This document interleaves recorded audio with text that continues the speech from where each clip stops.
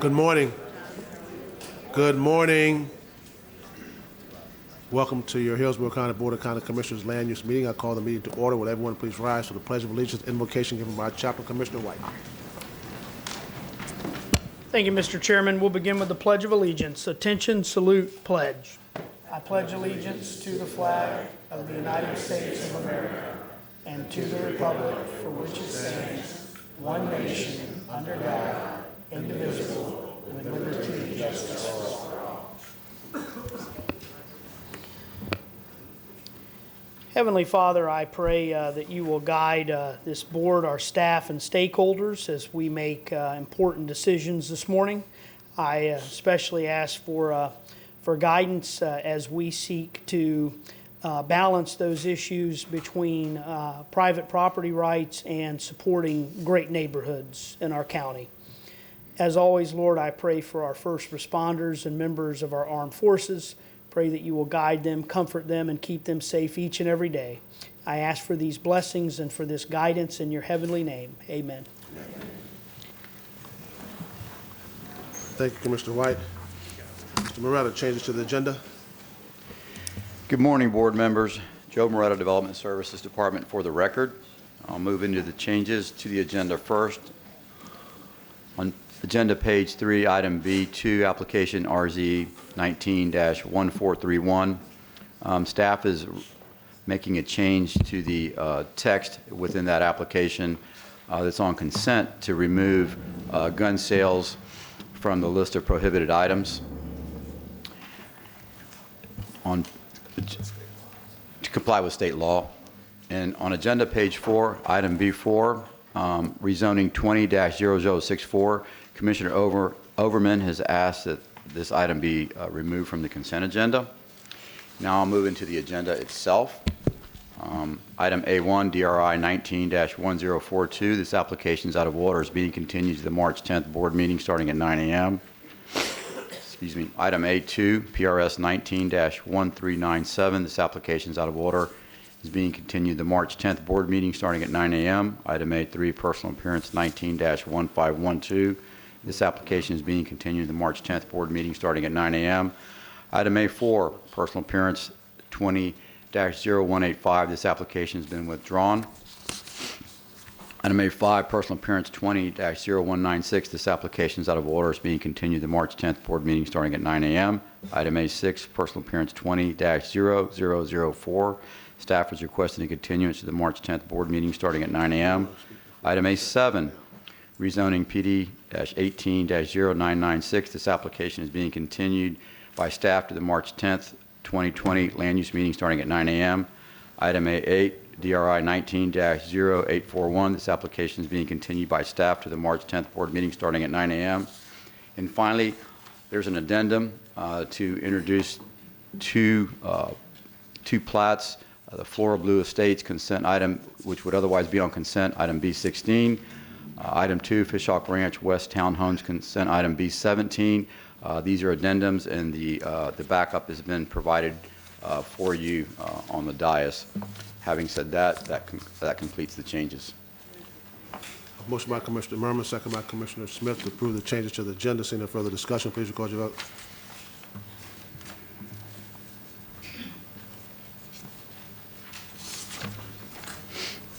Motion carried, 7-0. Before we approve the consent agenda, Commissioner Overman, you recognize. Thank you, Chair. While I've only pulled one application from the consent agenda, there are several items on the consent that include plats that represent development patterns that do not promote nor reflect connectivity within the projects or provide efficient connections externally to the arterials. This type of development pattern does not create multimodal opportunities. I want to reiterate, we are moving forward with changing elements of our comprehensive plan and the land development code. Everyone should be mindful of these changes coming and begin to be proactive rather than reactive in their project design. Some would agree that in business, voluntarily adapting is preferred to dealing with tight regulations. While a no vote prompting continuance may bring back a better project, I believe it would be better to present the best project from the start. So I'd like to just move on to the next item. Is there a motion to approve the consent agenda? There's a motion by Commissioner Merman, Second. second by Commissioner White to approve the consent agenda. Seeing no further discussion, please record your vote. Motion carried, 7-0. Anyone who intends to present testimony, evidence, or otherwise be heard on any matter scheduled for consideration at today's meeting, please stand and raise your right hand so the clerk can swear you in. Do you swear or affirm that the testimony you are about to give will be the truth, the whole truth, and nothing but the truth? Thank you. Please be seated. We'll now take up item B4 that was removed from consent agenda by Commissioner Overman. Commissioner Moretti, is there anything you want to say before I call on Commissioner Overman? The overview of the case is a rezoning from AR, which is 1 unit per 5 acres, to ASC 1, which permits single-family development at one unit per acre on 1 acre lots. It's located Res 1 of the comp plan. It's a 90-acre parcel approximately, and it's located about approximately 2,000 feet east of the intersection of Lithia Pinecrest Road and Lithia Estates Drive. It has all approvals. That's why it's on consent, and no oral argument has been filed. Okay, before we get started, my computer's not working, so I can't drop and add anyone. So if you want to be recognized, you have to raise your hand. I can't see. So Commissioner Overman, you're recognized. Thank you, Chair. After reviewing the backup material on this item that I've pulled from consent, I am concerned that this application is the wrong type of growth for this rural community. I have serious concerns about the lack of connectivity, the lack of school capacity for the future children living in this community, and finally, incompatibility to the surrounding area. First, according to the transportation report, this property has around 100 feet of frontage onto an F-rated Lithia Pinecrest to the north. After inspecting the surrounding area, there's absolutely no possibility for more than one access point to Lithia Pinecrest, as there is no other roads nearby. As I say on a daily basis, we must be cognizant of future and present connectivity if we are going to create successful and sustainable transportation and community options. Secondly, the Hillsborough County School Board staff reviewed the applicant's request and found that Barrington Middle School and Newsom High School do not have adequate capacity for the proposed development.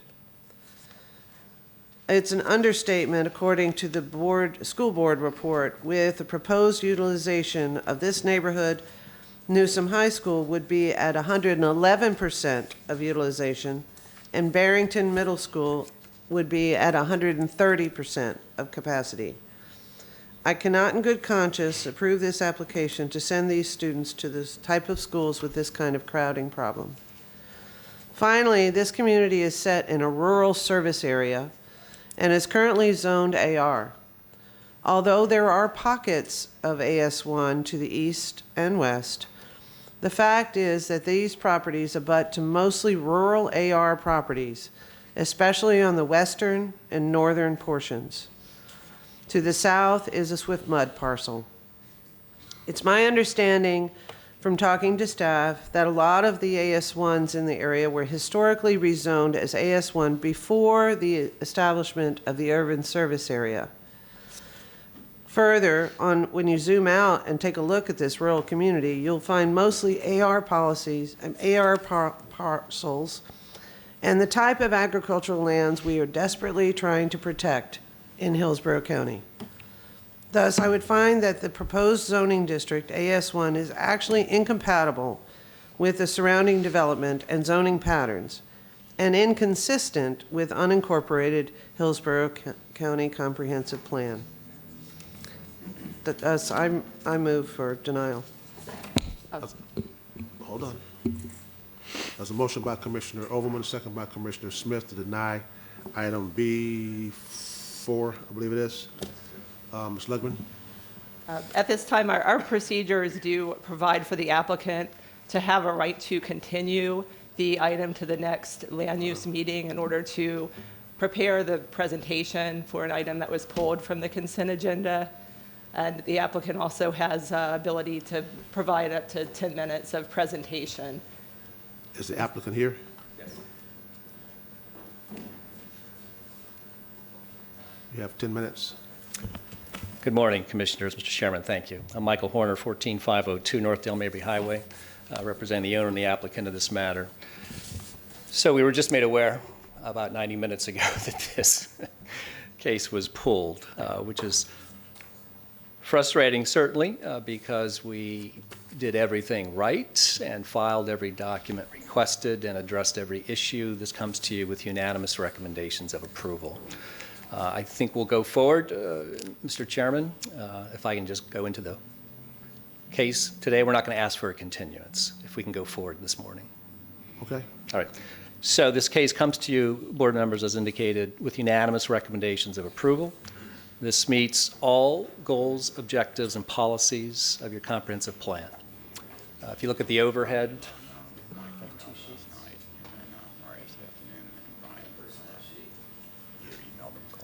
this parcel is in the middle of a Rezone designated parcel. That future land use designation is what was adopted July 26 of 1989. That is the framework for which all rezoning petitions are judged and reviewed. If we applied for this case on the north side of Lithia or to the south, then of course that would be inconsistent with your adopted comprehensive plan. We have Res 1 all the way to State Road 39 and all the way westward to Browning Road. This is 89 acres. This is not 89 lots. As we testified before the zoning hearing master, after we have a set aside of 25% for the significant wetland or significant upland habitat area and retention and roads, we can only get 50 to 52 lots. Therefore, the transportation impacts are not as envisioned by the transportation staff, who viewed it as 89 lots. We'd be lucky to get 51 lots. Utilities. These are well-drained soils. This sits essentially at the top of a hill. There's a grade. Drainage is not an issue. Septic tank use is not an issue. Meets all soil boring data, meets all HRS septic tank criteria. This is consistent with all goals, objectives, and policies of your comprehensive plan. There was one late in opposition at the December 16th zoning hearing master, and if you read Ms. Finch's findings of facts and testimony you recall, she addressed all of those concerns. And then I would encourage you to read findings of facts 1 through 8 on pages 5 and 6 of Ms. Finch's zoning hearing master recommendation filed. We have no review agency objections. We have no wetlands on site. There are 247 acres of ASC1 property abutting this site. The south parcel is owned by Swiftmud. That will never be developed. This request is consistent with all land use patterns and development trends in this area. We filed this knowing that we would have questions. We sat down with staff. We worked through all the review agency impacts, and there were none, 0. And for that reason, we followed the process, went to the hearing master, and stand before you now with full agency recommendations, no opposition from review agencies, and we would respectfully ask for your support this morning. Thank you. Thank you. Before I call on members for comments, remember I cannot utilize my computer, so if IT, if you're listening, get down here in a hurry, please. I got it. I just can't drop anyone. So please raise your hand. Commissioner White, you're recognized. Thank you. I'm inclined to support this item, but for me, this really feels like a lost opportunity. I think everyone on the board at this point is probably aware that I've been working on an overlay district for this area that would include many things, but most notably architectural facade standards, which I think are very important in creating, the streetscape, sense of place for a rural community. And I think that the housing type can be important in compatibility, where you might have acre lots adjacent to 5-acre lots, where we're concerned about the AR. So while I am inclined to support this, I almost wonder whether or not it might not be a bad idea to continue the item and allow the applicant some time to think about whether or not they would voluntarily agree to bring perhaps some design standards to the board at the next meeting that might help to ease those compatibility concerns a bit. But happy to hear my colleagues and see what your thoughts might be.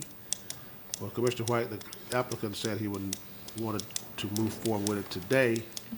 Are you changing your mind, sir? If there is a request by the board for us to reevaluate that particular issue, we'd be more than happy to do so. I'll make a substitute motion to continue to the next meeting with the goal of seeing if the applicant would be willing to bring some architectural design standards that they would agree to. There's a substitute motion by Commissioner White, second by Commissioner Merman. Commissioner Merman to the substitute motion. Thank you, Mr. Chair. And I agree with the comments that Commissioner White made, and I think that the design standards are very, very important. I feel like, especially on this particular item, I mean, that piece is almost completely surrounded by either ASC1 or AS1. Quite a few of the areas. And the fact that all levels of approval, I think that, what's going to happen here is if we deny this application, they're just going to go across the street. They're going to look at and say, I don't know why the county commission denied this, and send it back to us. I mean, it's already happened a couple times. So I think I'd like to look for some kind of a middle ground here and have the design standards come back, and any other issues that may be here, maybe it's the number of houses, the lot sizes, whatever. But I'm inclined to support this project because I don't see any, and that's why when we're up here, I always feel like we have to have a compelling reason not to support it. And I looked at the school, and it just brings them up to maybe a little bit over the 100% of capacity. Listen, when I was in the legislature, remember this, Commissioner Miller? I mean, we had kids in portables, 150, 200% of their capacity in the school, and things have changed quite a bit. And of course, they are building a new high school out in that area. So I'd really like to support this continuance and see if we can get to a happy place on this item. Thank you. Okay, each of you, please remove your right to speak button. I have you down. Just take it off. Take it off. Take it off. I got you. Commissioner Smith, you're recognized. Thank you. So the bottom line, there's a lot of issues here. The schools are over capacity. It actually takes them over 130% in the middle school, and there's not even any room in the contiguous school area. So the school is a big issue. Although this was given the future land use designation of ASC 1 in 1989, it was part of this, large area, and meanwhile, this piece was preserved by Swiftmud until recently. So it's not like this piece was always planned to be ASC 1. The future land use element looks at big blocks and had this as part of a larger block of ASC 1. This has significant wildlife habitat on it. It is connected to wildlife habitat. We don't know whether it's 25% or 50% of the site and how many units they would, how much they would have to give to that, or how much really traffic would be on the road. And this is a terrible piece of road. An undivided two-lane country road that the county keeps putting more and more traffic on these roads that are already overburdened. So the property owner has the right to build what their current zoning allows at 1 per 5 acres. That's their property rights. We don't have to change the zoning to allow them to build 500% more than what they're already allowed on an overburdened road where the schools are overburdened and has significant wildlife habitat. If someday the transportation system is improved in this area, well, then the timing may be right to bring it up to the ASC 1 that was planned in the 20-some year horizon.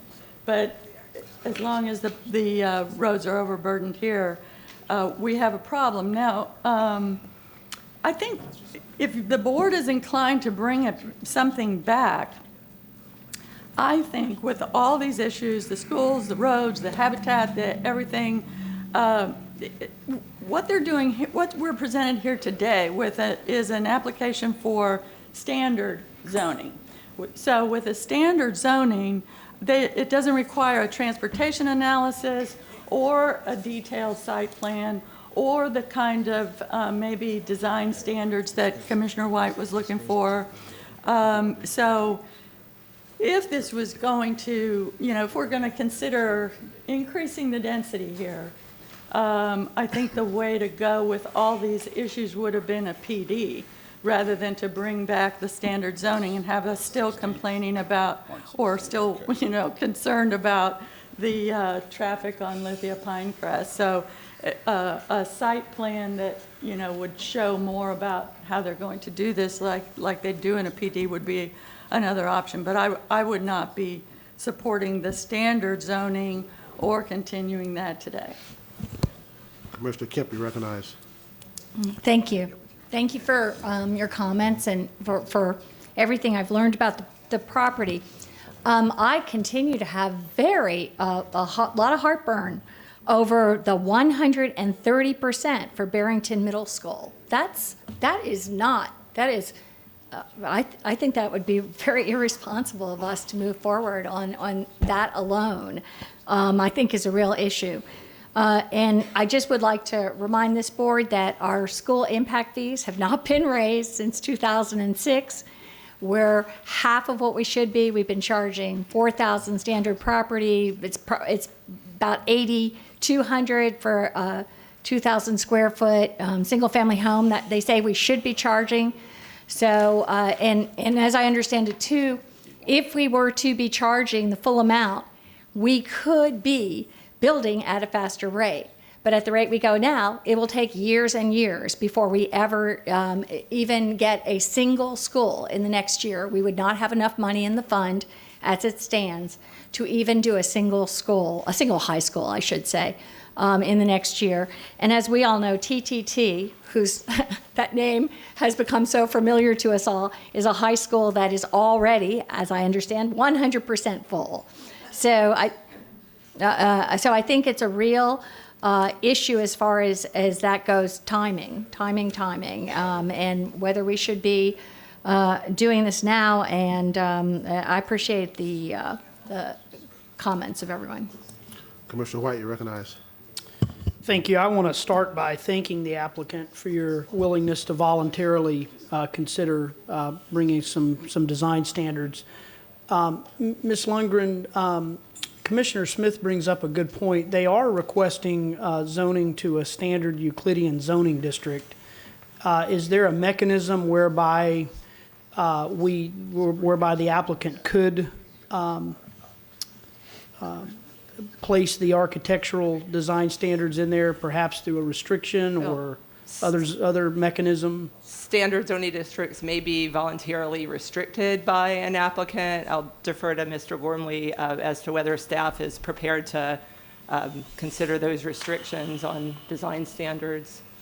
And if this application was continued, we could have that conversation with the applicant to understand what elements they'd be agreeing to restrict themselves to in the design of the structures. That would be great, and I'd be remiss if I didn't point out that my justification for asking that of the applicant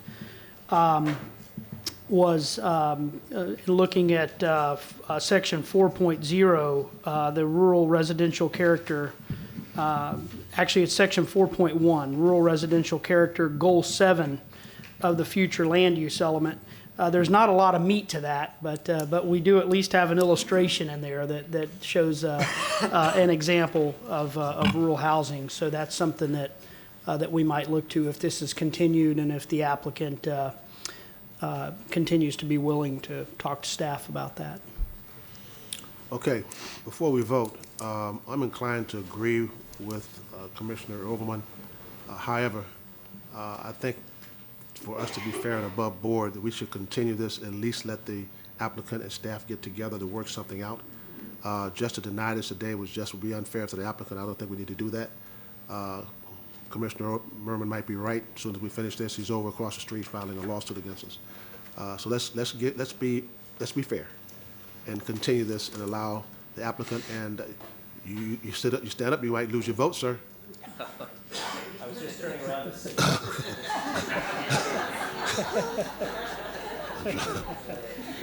Sometimes they just don't get it.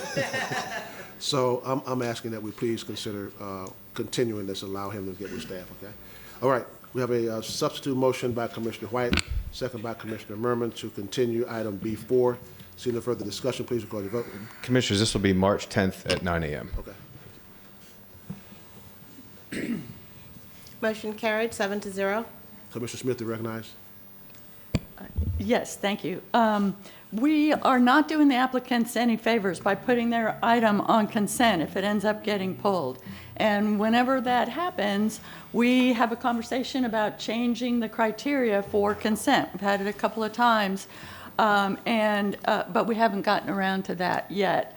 One thing I've suggested is that any increase in density outside the urban service area should come prepared for possible discussion. I believe Commissioner Kemp had some other ideas about that. And so I'd like to ask staff to work with us and bring something back to us to tighten up the criteria by which we put items on consent. Okay. Yes, ma'am. While we're at it, in going through this whole agenda, I see so many minor modifications that unless there's complaints or some concern by a commissioner, I don't see why they shouldn't be on consent. We had a guy that wants 10 more apartments. Why should that be on our regular agenda? So I'd like for you to look at the minor modification issue again. We brought this up before, you all weren't here. But I think it's important so that we can really spend time on the things that really need to have time spent on. And Commissioners, we can address that at the next land use meeting. The minor modifications are actually public hearings with the board, so I think perhaps the discussion could be whether the criteria, thank you. The discussion could be whether the criteria in the code provide enough flexibility for administrative level staff changes to approved plan developments. Those would be the option instead of a minor modification. Okay. Now, if you had a B item on consent, your items have been approved. So if you have a B item, your items have been approved. And IT, I'm still waiting on you. I need to get my computer repaired. Mr. Moretta. Thank you, Commissioners. This brings us to item C1. This is a vacating petition V20-0002. Real Estate Department will present this item. Good morning. Good morning, Commissioners. For the record, Carrie Allen, Geospatial and Land Acquisition Services Department. Item C1 is Vacate ID V20-0002. This is a petition by Timber Creek Development, LLC, to vacate a portion of platted, unimproved right-of-way lying at the intersection of Cloudburst Court and Miracle Mile Drive within the plat of Timber Creek, Phase 2A and 2B. This is recorded in Plat Book 135, page 253 of the Public Records of Hillsborough County. The subject vacate area was incorrectly dedicated on the plat as public right-of-way. The petitioner has submitted this request for the purpose of correcting this error. The proposed vacate area is located between Interstate 75 and U.S. Highway 301 south of Sims Road in Riverview and consists of approximately 179 square feet. The petition was routed to appropriate departments and agencies, and there are no objections to the vacation of this portion of the right-of-way. Staff recommends approval of this petition request. Thank you. We have a motion by before you do that, what's the public hearing? Hold on. This is a public hearing. Anyone wishing to address item C1? Anyone wishing to address item C1? Close the public hearing. Have a motion by Commissioner Overman, second by Commissioner Merwin to approve item C1. See no further discussion. Please record your vote.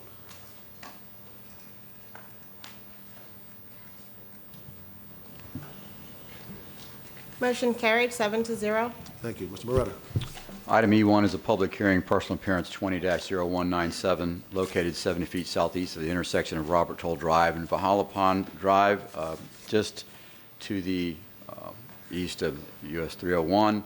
Commissioners, this is a plan development modification, a minor modification to relocate an access point on Parcel A slightly to the north along Robert Toll Road, and also to modify a standard in the plan development which applies to structure height over 20 feet to require additional setback. The applicant is proposing a change to that to effectuate a 50-foot setback and buffer combination as opposed to a 70-foot combination that would be applicable to the height. The height is not changing. The entitlements are not changing. Staff is recommending approval of this with conditions. Is the applicant here? Mr. Chairman, board members, good morning. Michael Horner, 14502 North Dale Mabry Highway, representing the owner and the applicant. This is an affordable housing development that is sorely needed in the community, as you're aware. We have gone through a number of development requests. We have modified this petition so that we addressed all the staff issues. This is approved already for 240 multifamily apartments. My client is only proposing 120, so literally half of that. The only out parcel that's abutting us is a cell tower, actually 2 cell towers at the northeast corner. The owner, Shireen Hammond, has sent a letter in support. She has a rental home there. We have agreed to the buffer and screening, and there have been no objections. This comes to you with full recommendations of support, and we appreciate your support as well. Thank you, Commissioners. Okay. This is a public hearing. Is there anyone wishing to address this as a proponent? Anyone wishing to address it as a proponent? Anyone wishing to address it as an opponent? Second. There's a motion by Commissioner Merman, second by Commissioner White for approval. Commissioner Overman, you recognize. Just a real quick question. Could you give me an outline on the elements associated with affordable housing?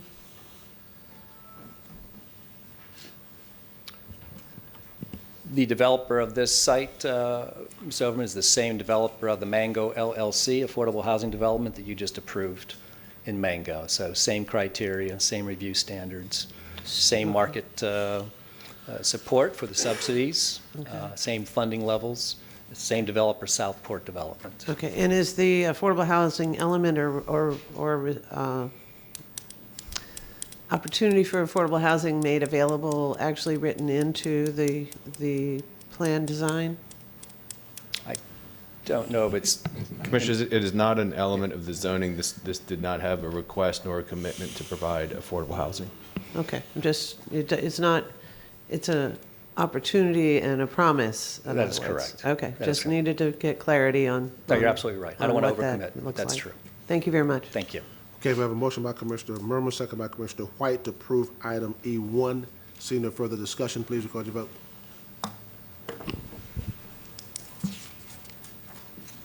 Motion carried, 7-0. Moretta. Brings us to item E2, personal appearance 20-0329. This is a modification to a plan development. Plan development currently permits 2 options. This is to a modification to the second option, which allows 286 dwelling units. It's a subdivision design modification. It's effectively what the applicant's requesting for. They're modifying the internal layout for the street and layout of the lots. This one will slightly encroach to an EPC wetland. They've been working with EPC. EPC has not requested a resubmittal of the plan. Staff is recommending approval subject to conditions. Applicant, have you been sworn in? Yes, I have. Good morning, Isabel Albert with Half Associates, you been 1000 sworn in? North Ashley Street. Have you been sworn in? Yes, I have. Oh, sorry. Helping the applicant for this request, which is, as Mr. Moretta said, is just a redesign of the internal roadway, which is to, will impact a couple of those wetlands that EPC is currently reviewing right now. These came about from an analysis of EPC when they went on site, when the applicant applied for a preliminary plat, and these came up, and so they've been working with EPC, and from that review, it's been redesigned, the road's been redesigned to address this. I'm here if you have any questions. Okay, thank you. Thank you. This is a public hearing. Anyone wishing to address item E2 as a proponent? Anyone wishing to address item E2 as a proponent? Anyone wishing to address item E2 as an opponent? Anyone as an opponent? Have a motion by Commissioner Merman. Second. Second by Commissioner White. Approve item E2. Seeing no further discussion, please record the vote. Motion carried, 7-0. Ms. Moretta. Next item is E3. This is a request to approve expansion of the Ventana Community Development District, CDD 20-0165. Mr. Brian Grady of our staff will make a brief overview presentation. Good morning, Commissioners. Again, Brian Grady, Hillsborough County Development Services Department. CDD 20-0165 is a petition to expand the Ventana Community Development District. The petition has been submitted by the Ventana CDD to expand the CDD by adding approximately 16.65 acres to the CDD. The revised CDD would accomplish 217 acres and is located on the north and south side of Sims Road, west of I-75 and northeast and southwest corner of the intersection of Sims Road and Fernhill Drive in Gibsonton. No objections to the pro CDD were raised by reviewing agencies. Staff finds the application meets the requirements of Chapter 190 Florida statutes to establish a community development district and recommends approval. I'm available for any questions. Thank you, sir. This is a public hearing. Anyone wishing to address item E3 as a proponent? Any proponents? Anyone wishing to address item E3 as an opponent? Any opponents? What's your pleasure? Motion by Commissioner Merman, second by Commissioner Kemp to approve item E3. Seeing no further discussion, please record your vote.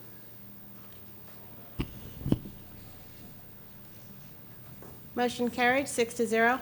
Ms. Moretta.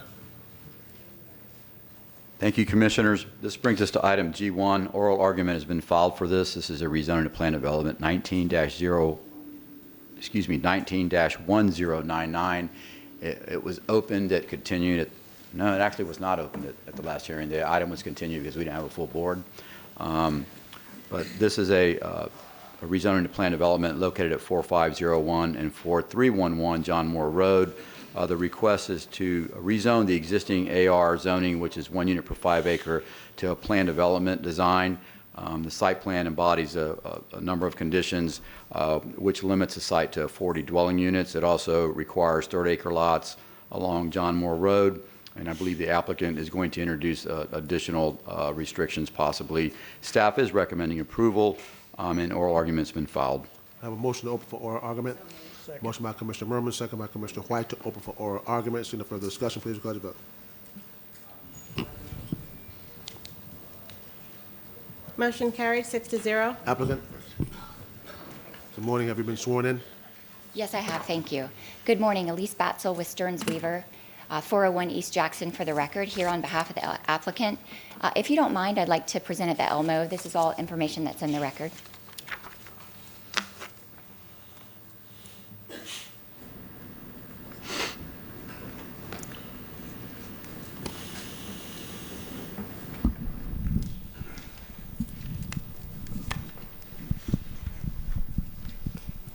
This is property, as you understand, in South Brandon, west of John Moore Road, approximately 1 mile south of Bloomingdale Avenue. Specifically, this property is comprised of 39.97 acres, and it is importantly within the urban service area. This is a really important point. The property is located within the future land use designation of Res 4. There's been a lot of misconception among R4 and the fact that we are changing to R4. This property, as you can see, and everything in the adjoining area, in fact, the larger area, is already has a comprehensive plan designation of R4.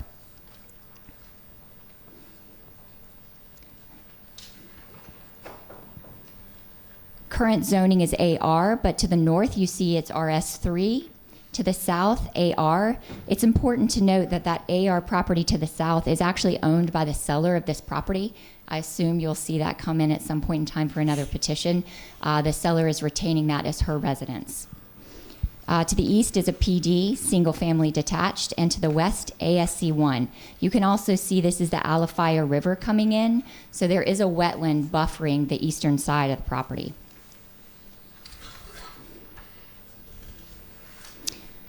Very quickly, the project overview.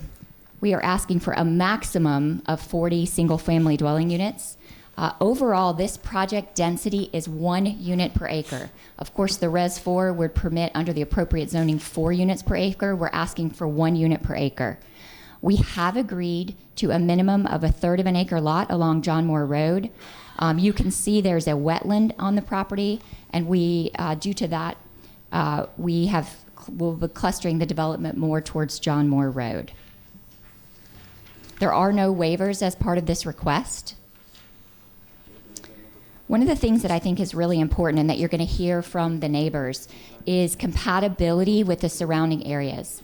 If you look at this map, you can see that all of the area around this development is already existing single-family suburban built-out development. With the exception of our piece and the piece that the seller still owns, this is completely a built-out area in Brandon.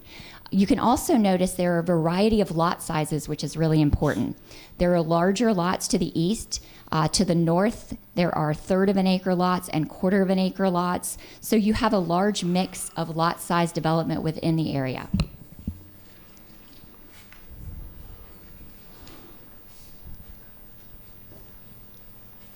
We are protecting the wetlands. Overall, the density of this project is limited to 1 dwelling units per acre.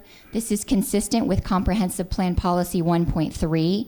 There is a tiny proposed wetland impact, which we'll have to go through EPC on. To the north, you see that in yellow, but EPC does not object to this rezoning today. And connectivity, of course, has become very important with this board. We have 3 points of connection proposed. One of them I want to talk to you a little bit about. We have a connection to the east along John Moore Road. We will stub out to the south in case the property to the south is developed in the future. And we have requested a pedestrian path. Now, the path is important because we have received feedback from the neighbors to the north that they do not want that pedestrian path. We are fine not providing that pedestrian path, but of course staff asked for that, and so we put it on our plan. If the board does want to eliminate that path as part of the approval today, we would have no objection to that modification. For the board, this is one of those areas that Commissioner Overman hates with closed loop neighborhoods all the way around. The Alafaya River, of course, is bounding to the east, so connection isn't possible, but all of these neighborhoods are closed loop neighborhoods, so we are connecting to every direction possible given the existing development patterns. Again, as I mentioned, the connectivity to the north, the pedestrian walkway, it does have environmental impacts. There is a wetland already existing at the point of this pedestrian walkway to the north. Let me show you a picture. There is a report in the record, and John Goolsby is here, our environmental scientist, to answer questions after our presentation. But this is what the connection point looks like. It is an Army Corps of Engineer wetland. We, of course, will build the pedestrian connection if you like, but of course we'd ask the board to consider eliminating that. And to the very important point, Commissioner White asked in the last meeting if we would consider converting all of these lots to 1/3 of an acre. Let me go back just a little bit so you understand the history. First of all, we had 2 community meetings with the neighbors, and we understand that the 1/3 of an acre is very important for them. All of the lots along John Moore Road will be a minimum of 1/3 of an acre. We also increased our lot width from 70 feet as originally proposed to 75 feet. This was to give the aesthetics of larger lots for those looking in, for the neighbors. And now we have gone back, per your request, Commissioner Wright, and looked at the economics of converting all of them to a third of an acre. While economically it does not work to convert all of them to third of an acre, we are able to add a condition that a minimum of half of all of the lots on this property will be a third of an acre. I'm not allowed to provide additional testimony at this time because of the record, but if you were to ask questions later, we do have some economics that we would be able to present to you at that time with Joanna's. No? Okay. We can't do that. But economically, we did look and study this issue. That was slick.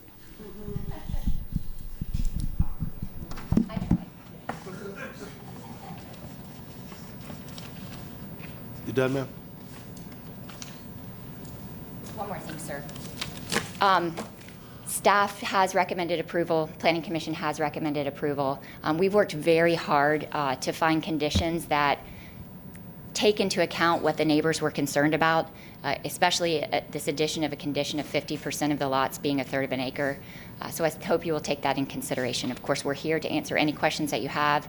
Tom Panahissini is here with Neal Communities, John Goolsby with Clearview, as well as Michael Neal. So we're all here to answer any questions that you have. Thank you. We'll reserve any remainder time for a rebuttal. Okay. Okay, we have to move into public comment on those people that are party of record. We have 3 that have signed up as in opposition. DeWitt Kamer. Come on, sir. Well, we have three speakers. Yep. We're going to start with Jeff Warren. We'll split the time. Okay, you have 10 minutes between the 3 of you. Yeah. Okay, who's coming first? I will. You, Jeff Warren? Yes, Okay, sir. Have you been sworn in? I have. My name is Jeff Warren. I live at 124 Hickory Creek Boulevard, Brandon, Florida. After my remarks, Russ Walter, who's a resident at Dogwood Hills, will provide comments, as will Mr. Greg Kammer, who's the president of the Hickory Creek Homeowners Association. I was asked to speak on behalf of the 1,447 residents who all signed a petition in opposition to the small lot sizes proposed in this development. That's in the record before you. I'd like for everybody to stand who's here in opposition to this proposal. Thank you. Ma'am? We're here because the land use hearing officer made the erroneous finding that the proposed minimum lot size of 1/4 acre was compatible with the surrounding development patterns. We disagree. These residents all live in 9 subdivisions that are all part of recorded plats in Hillsborough County. The first was recorded in 1955, and the latest was recorded in 2016. The predominant lot size in these neighborhoods is at least 1/2 acre, which was noted by the land use hearing officer. Excuse me, Mr. Warren, I'm going to have to just take a minute to remind you that this board's role is to review the zoning hearing master record. So we ask and require that all speakers limit their testimony to the record of the zoning hearing master. So those matters that were spoken about in the zoning hearing master hearing and were also documented in the record can be discussed at this time, but please limit your testimony to those matters only. I did testify. In the record is the recorded plats in this neighborhood. In the record is the fact that these neighborhoods all live in the same area off of John Moore Road. Once you pass the Bloomingfield area, there are 9 subdivisions. All 9 of these subdivisions are platted. That's a matter of record. That's a matter that was discussed before the hearing officer. The hearing officer chose and concluded that the predominant size of the lots in these areas was a 1/2 acre size. You know, these residents have participated actively in other matters before this court. In fact, in 2000, I'm a lawyer, so I apologize for referring to it as a court, but there was a an effort to create the Hickory Wood subdivision, which is right across the street from where this project is. The owner of this property was the leader of the opposition to preserve and protect our neighborhoods against having less than 1/3 acre lots. And that's been the point that's been made repeatedly, a point that's been made to every developer. This 80-acre tract, the northern 40 acres is subject to this plan, is the last infill in our residential community. You know, the proposed project simply does not provide the compatibility to the existing neighborhoods. You cannot find quarter-acre lots in any subdivision in the South John Moore Road area.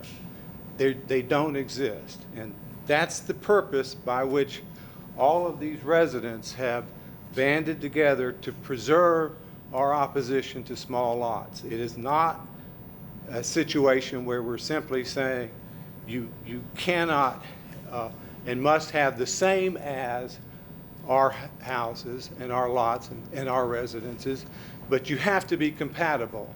And when you're dealing with a size that is 1/3 smaller than the size of a 1/3 lot, that is simply not compatible. For 65 years, families have built and purchased homes in our neighborhoods. They're all different types, all different sizes, all different styles, which has created a wonderful residential community in the South John Moore Road area. But they all have the same common denominator. There are no small residential lots. The opposing families and residents look to you to protect our established neighborhood. Thank you. Russell Walter. Let me remind those that are coming forth, you have 10 minutes. When you see the yellow light comes on, I mean you have 30 seconds. When the red light comes on, I mean your time is up. Okay, sir. Russ Walter, 4604 Dogwood Hills, Brandon, Florida. The errors that I found in the land use hearing offices, the proposal was considered inconsistent on October 4th. November 4th, it became consistent with 0 changes to the application. The findings mentioned the subdivision, Alafia Estates, and Four Winds. These neighborhoods were purposefully included in a misleading fashion. These subdivisions are not located in the John Moore corridor. Those are the ones over here. The site has a shade under 40 acres, not 80 acres as stated in item 4. In addition, there are approximately 13 acres which are non-buildable due to classified wetlands, leaving 24 usable acres. Item 5 indicates the surrounding area contains home sites which are 14,520 square feet and larger, but finds 9,750 is compatible to the 1/3 acre lots which are existing and would preserve the current character of the corridor. Item 10 states the Garden State District has half-acre lots, and the approval of 0.22 acres would be compatible and would preserve the historic and protect the established neighborhoods. Now remember, these are the errors that I have found in the write-up. This map shows the John Moore corridor and the surrounding neighborhood lots. This is the proposed site right here. This is the best I can do with my limited skills of drawing. I don't have a paid guy to do this. But this is the same map that Ms. Batzell provided to us. This is it. This is the Bloomingdale Road up here. This is Winn-Dixie Plaza. All of these houses are in John Moore corridor. These are the size of the lots she is proposing to build in this subdivision. In summary, they need this to further. They need this approval so they could do this with Plan 2 or Phase 2 of this project. In summary, it is clearly shown that the project is not in compliance with Policy 1.3, is not compatible with surrounding development. Policy 1.4 will most certainly affect the surrounding wetlands and sensitivity. Mr. Walter? Yes. I need to respond to that and make it clear that a couple of the things that you just said did not appear to be in the record. So please restrict your testimony to those items, those matters that were in the record of the zoning hearing master hearing. All of this is from my previous submittal, 100% of it. There are so many items which were originally thought to be enough to consider project incompatible. Nothing has changed. Nothing in the land has been altered, yet is now deemed compatible. We are not and have not been against the construction of this location. We have been against their plans due to the vague nature and lack of transparency. We have tried to be reasonable in our communication with the applicant. However, the same cannot be said for them. In the last commission meeting, the special requests were Commissioners. Excuse me, ignored. sir, you can't interrupt him. You cannot interrupt him. Okay, You cannot interrupt him. okay. I am finished. He may go. You have 2 minutes and 30 I'm seconds. sorry, is this Mr. Kamer? Yeah. Okay, at this time, Mr. Kamer did submit an additional evidence request, and before he begins, we need to have the board dispose of that. I reviewed that request, and I determined that is not a supportable request for additional evidence, so I'd request that the board deny that. Is there a motion to deny? Motion by Commissioner Murma, second by Mr. Hagan to deny additional evidence. Seeing no further discussion, please record your vote.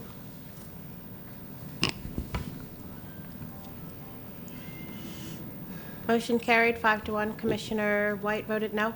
Okay, Mr. Kamer, you have 2 minutes and 28 seconds. Thank you. My name is DeWitt Craig Kemmer. I live at 4408 Hickory Branch Court. Commissioners, this application is incomplete in a number of important ways and should have never been allowed to proceed forward. The typical detail for the proposed R3 lots is not been provided by the applicant. The community boat ramp, the neighborhood amenity is over 1,200 feet from the home sites. The developer hasn't shown any information, even conceptually, how or where they intend to provide pedestrian access to the extensive wetlands. Furthermore, due to the number of households this feature would serve, it would be common sense and prudent public policy for emergency vehicular access to be provided to the ramp. This information hasn't been shown either. Unjustifiable taking of wetlands. We're okay with placing a road to the wetland finger, but we object to the applicant taking one step further and asking to eliminate the remaining wetlands to the north of this roadway to allow placement of additional lots. The separation of this wetlands from the adjoining wetlands to the south in no way diminishes their importance or function as wetlands. If cross drainage is an issue, simply provide a roadway with drainage culverts. EPC, basis of review, paragraph 3.2.1b requires the applicant to demonstrate the denial of this impact would result in all or substantially all economic value of the property. So far, there's nothing in the record to suggest the applicant has done that. Therefore, this additional taking of wetlands is unjustified and should be denied. Okay. The applicants appear to base their entire argument on the consistency with the future land use plan. Their proposal isn't nearly, by any stretch of the imagination, as consistent or compatible with the future land use goals as our current R3 land use is along John Moore Corridor. As we demonstrated before the zoning master, based on the developer's own sales data, development of 30 R3 lots versus 40 9750 lots resulted in a $4 million net increase in tax base. Over 25 years, that's $100 million. That's a lot of zeros, commissioners. That's a lot of lost tax revenue. Okay. Mr. Kamer, I'm sorry, you have to commit your testimony to the record and make sure that. And we did submit talking points relative to the. I said that in the land use hearing. Okay. So, anyways, what about tree preservation? 30 of these, with their relatively expansive side yards of 15 to 20 feet, versus 40 of these guys with side yards only this wide. The time is up. Okay. The time is up. Thank you. Thank you. Applicant, 5 minutes for rebuttal. Yes, can I also have the time that I reserved for Pardon rebuttal? The additional time that I reserved for rebuttal from the main presentation? I think No, I had ma'am. it. No? No. Okay. You try to do everything slick this morning, aren't you? Well, you know, you gotta ask. You can't, Nothing you beats a failure can't but a say try, yes right? if you don't Okay. ask. But you still have only 10 minutes. Just 10 minutes. quickly, 5 the minutes. typical detail is on the site plan, just to address that point that we heard. The EPC, of course, we have to go through EPC to get any impacts to any wetlands. So I'm not sure what the testimony was about regarding the wetland impact. There's a very minimal potential impact of 0.21 acres. And if the EPC says that we are not approved, we will not be able to make that impact at the time of engineering. The third of an acre lot issue and the compatibility, your planning staff and your planning commission has looked at this issue. They are the professionals and they provide substantial competent evidence. They have determined that this is compatible. It's compatible not only with the future land use and the comprehensive plan policies, but it's also compatible with the existing development pattern. That means all of the neighborhoods that are built out around this development with its mix of lot sizes is compatible according to your professional staff. That's the only competent substantial evidence that you've heard today. I would like to officially object on the record to the testimony that was outside the scope of the zoning hearing master recommendation, and would hope that you would not consider that as part of your decision-making process today. With respect to compatibility, I just want to show you one thing one more time on the Elmo.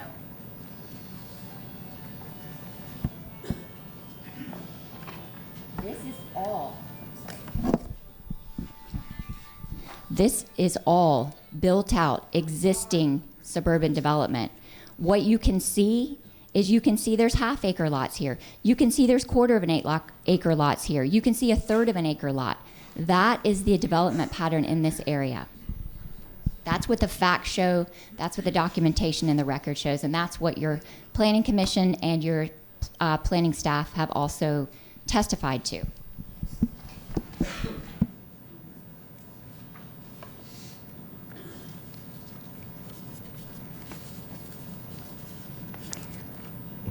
The only substantial competent evidence presented today came from your staff. For all of these reasons, we request approval for this item. We did go back, we did take extra efforts to try to address the neighbors' concerns with the half-acre lots. The third of an acre lots being a minimum of 50%. And we feel like we came a really long way. We had to actually give up lots in the development. We looked at economic data, which shows that we looked at economic data to determine that lots in this size, over a third of an acre, are not selling in unincorporated Hillsborough County. We are available to answer questions that you have, our entire staff and our entire team, not staff. We appreciate your time. Thank you. So you need the extra time. You're right, I never do. It's always good to ask. Thank you. Planning Commission staff? Thank you, Melissa Leinhardt, Planning Commission staff. The subject property is located within the residential 4 future land use category. It is also in the urban service area and within the limits of the Brandon Community Plan. The proposed rezoning would allow for development that is comparable to the approved and existing residential uses in the surrounding area. Comprehensive plan policies both encourage diversity of lot sizes and also the mitigation of lots in new developments that are adjacent to lower densities. The adopted definition of compatibility indicates it does not mean the same as, rather it refers to the sensitivity of development proposals in maintaining the character of existing development. Along the northern boundary of the site is a 20-foot TICO easement, and the applicant is providing a 6-foot fence, both which will assist in mitigating impacts to the larger lots to the north, meeting the intent of Policy 16.3 of the future land use element. Per Policy 1.3 of the future land use element, sites in the urban service area are to be developed with a minimum of 75% of the allowable density per the land use classification. The site does not meet minimum density standards established by this policy. However, the site does meet the exception to minimum density for a development that would not be compatible with the development pattern, as are agriculturally zoned parcels in the vicinity. The subject property is also partially within the coastal high hazard area, which is also an exception to minimum density. The comprehensive plan includes guidance on the protection of wetlands. Per comments from the EPC, in the site plan's current configuration, a resubmittal is not necessary.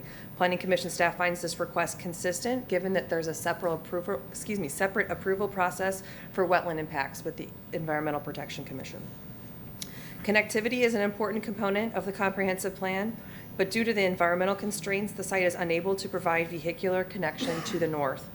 Per conditions from transportation staff, the site will be required to provide pedestrian cross-access to the north, which is consistent with policy direction in the comprehensive plan.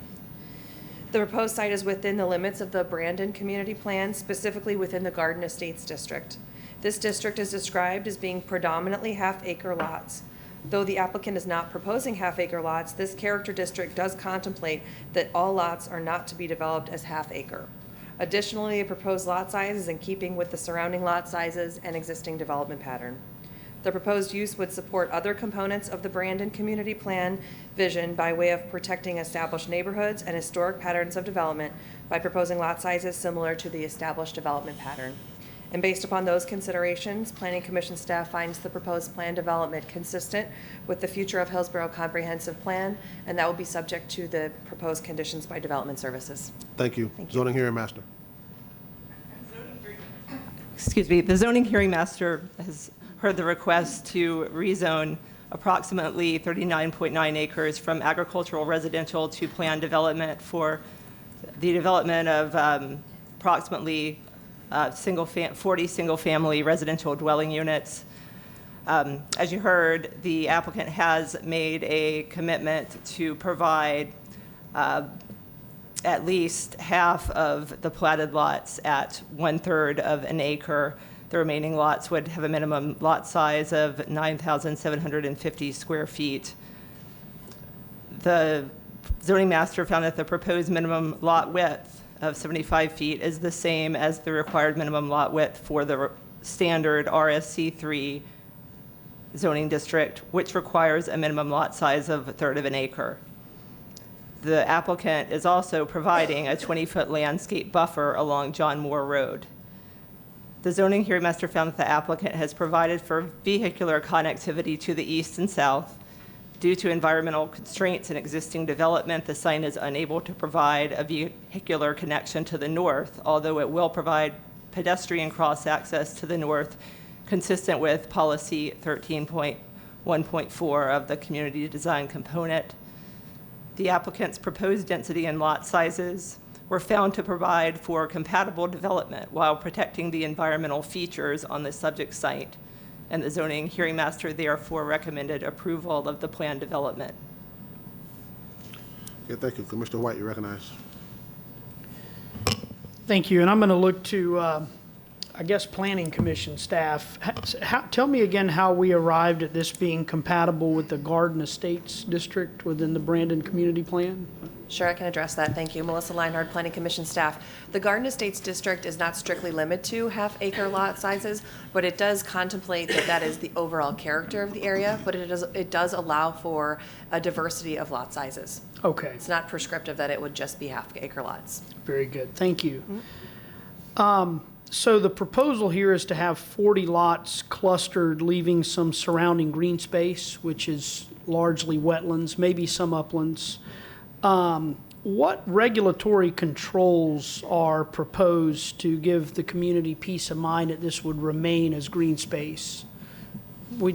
Is there a proposal to have a conservation easement over it? So I guess that may be ultimately regulated by EPC.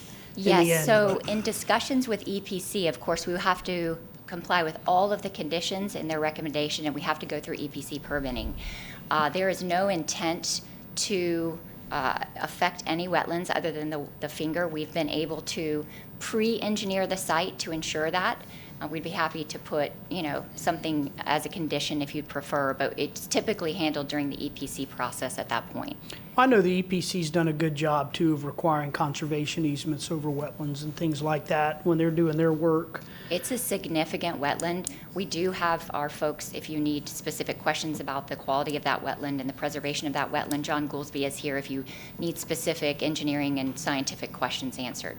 I don't have those specific questions at this time. Yes, sir. This is tough. We talk a lot about holding the line on the urban service area and promoting infill development, and this is a good infill development site. The applicant has jumped through hoops to assure that at least half the lots will be a 1/3 acre in size, particularly along that John Moore Road frontage, which is important to the community. I have a lot of friends down there on that south side of John Moore Road. It's a nice corridor. And I just have to say that I've seen some applicants come in here and ask for some pretty egregious things. I mean, they really, we've had cases where applicants have asked, for every possible loophole within the comprehensive plan and LDC that they can find.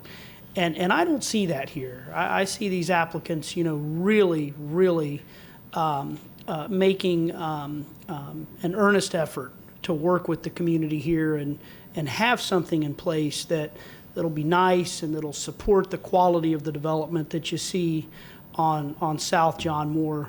We're talking about a net of 40 units on 40 acres. That nets out at 1 unit per acre, albeit because we have, some of the wetlands there that make it challenging to develop. So, as tough of a decision as it is and as difficult as it is to sit in this seat and really have a lot of friends there in the community, in recognizing that it would be good policy to have this develop as proposed, I'm inclined to support it.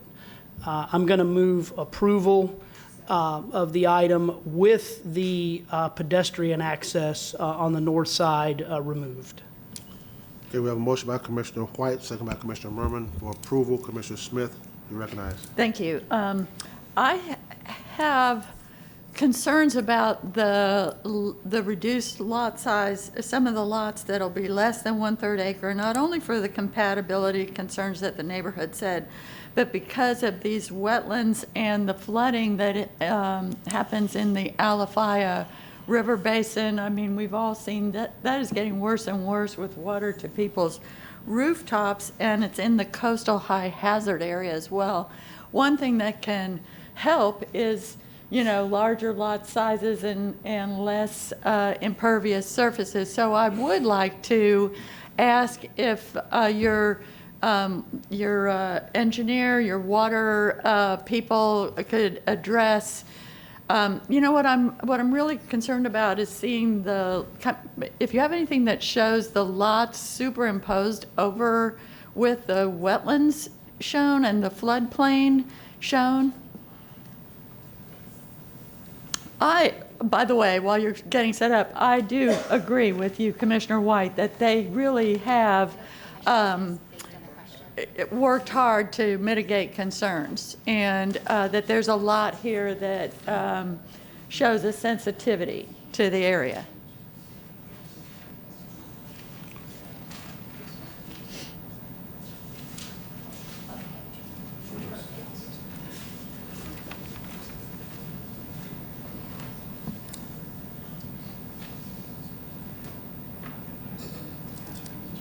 If you're discussing whether this came before the zoning hearing master, what are you going to say? Go ahead. You can finish, Commissioner. No. I was going to say that the applicant has just been advised that she does need to show a map that was part of the record, and there does appear to be something that she can show. Well, let me ask this question. I know you want to stick to the record of the zoning hearing master.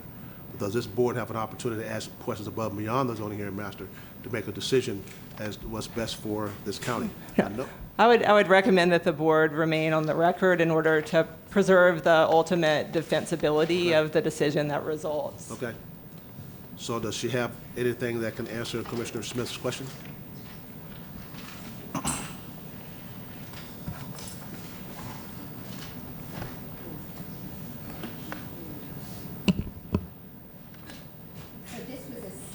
To the mic, ma'am.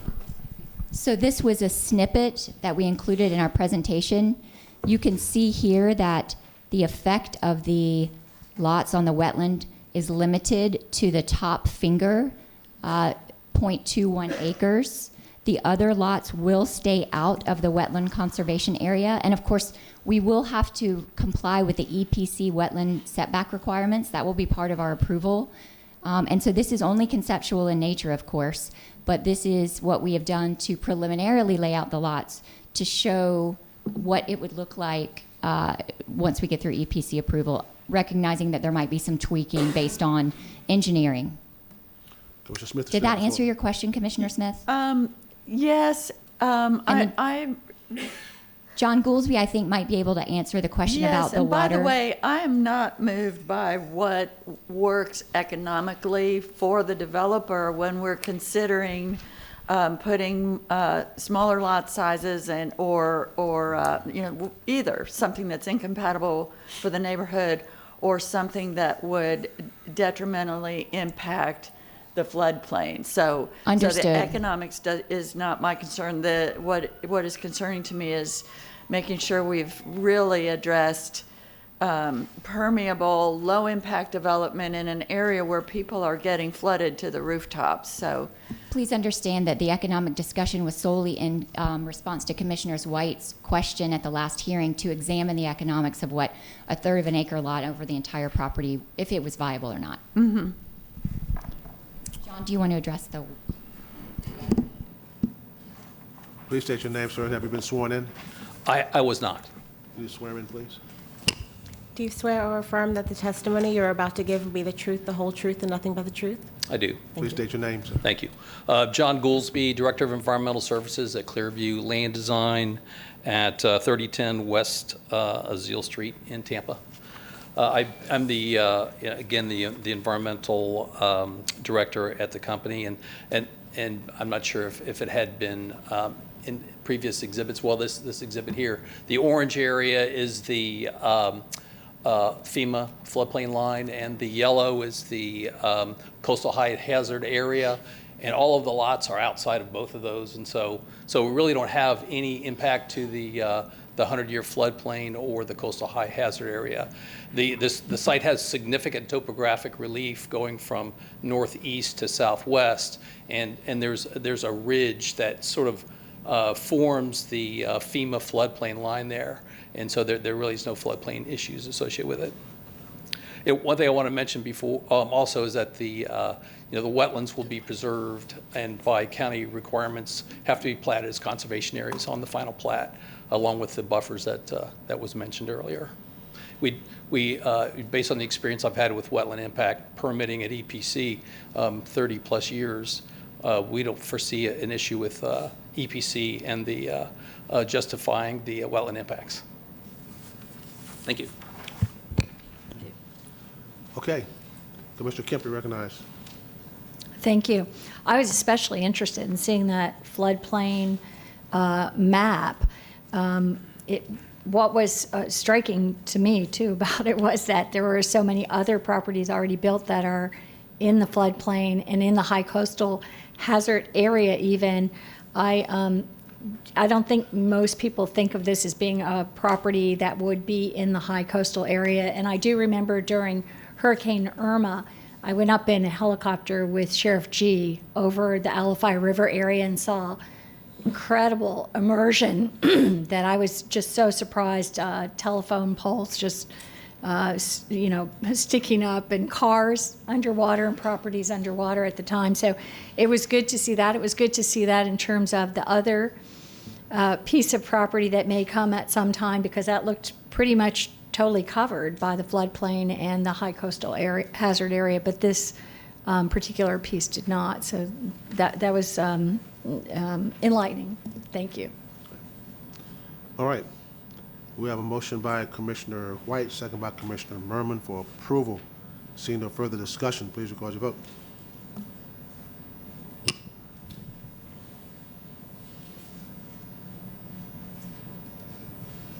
Motion carried 7-0. Okay. Mr. Moretta. Thank you, Mr. Chairman.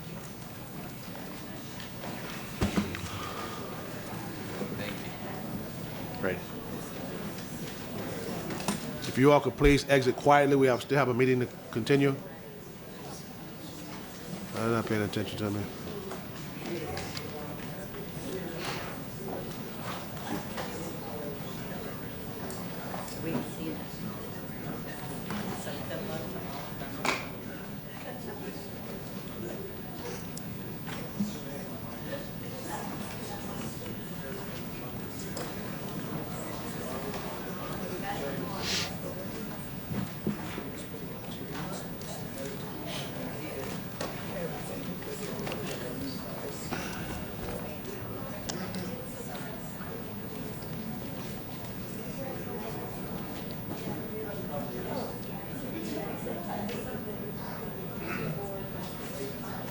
Yeah, go ahead.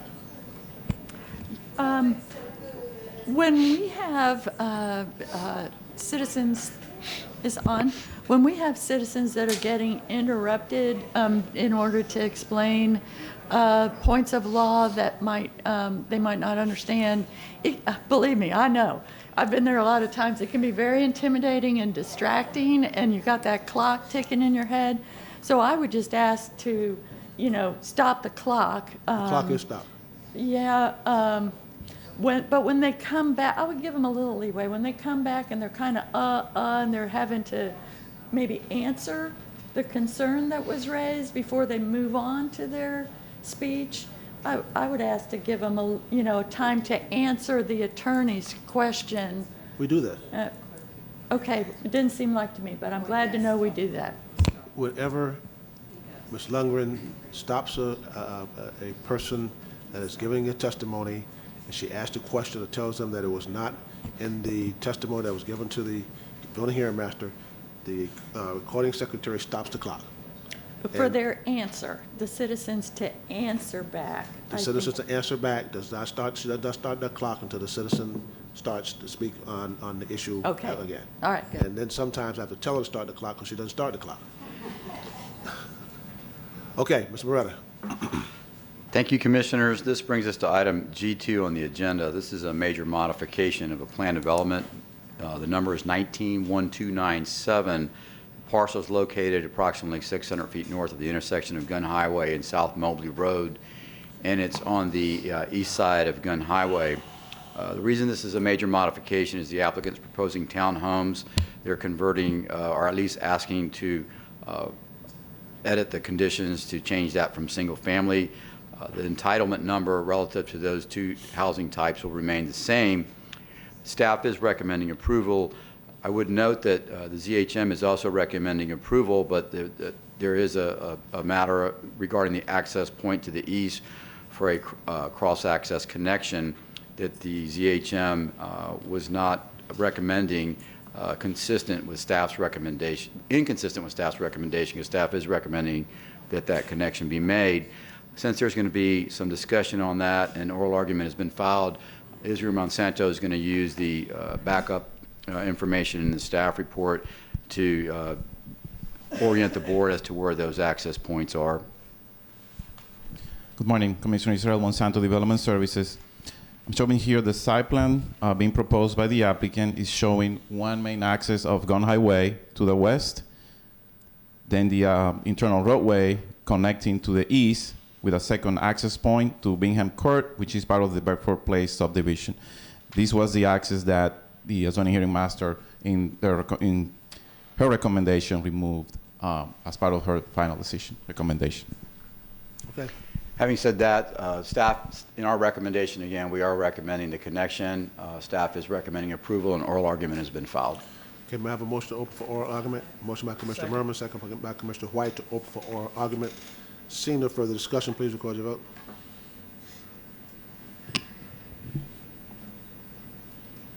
Motion carried, 6-0. Applicant, good morning. You have 10 minutes. Good morning, Cammie Corbett representing the applicant, Madame E. Holmes. I'd like to go to the Elmo and just provide you with a brief presentation.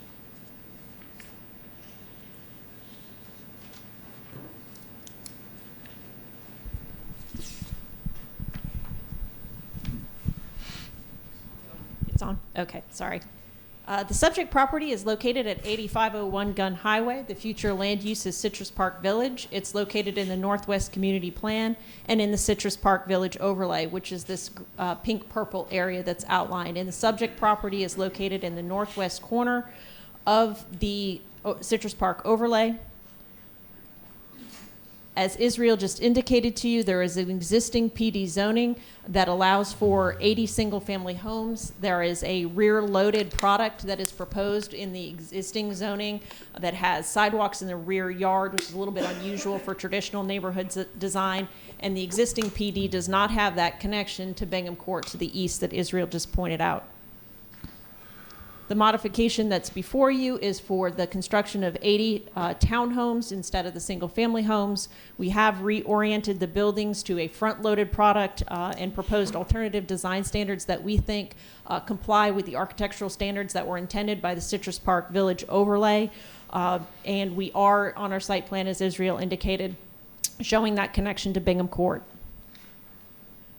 Would I like to orient you to some site constraints for this particular property.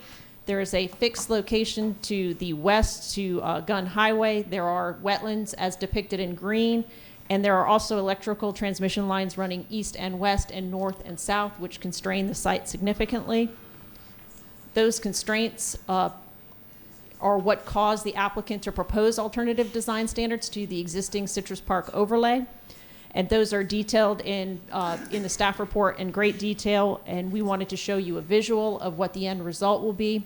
This is the streetscape. You can see the design of the street, the sidewalks that are in the community, the street trees, the decorative lighting and the decorative signage, all of which are conditions to the rezoning, as well as the architectural features that have been committed to and are conditioned as part of the rezoning. The primary area of contention with this particular rezoning is, as Israel pointed out, is that connectivity to Bingham Court. To orient you, the subject property is outlined in the white, and this is the Beckford Place subdivision directly to the east, and the connection to Bingham Court is shown approximately here. When we originally filed our application, we did not show that interconnection because we wanted to preserve the existing approval, which did not show the connection, and we knew that there would be citizen opposition to that connection.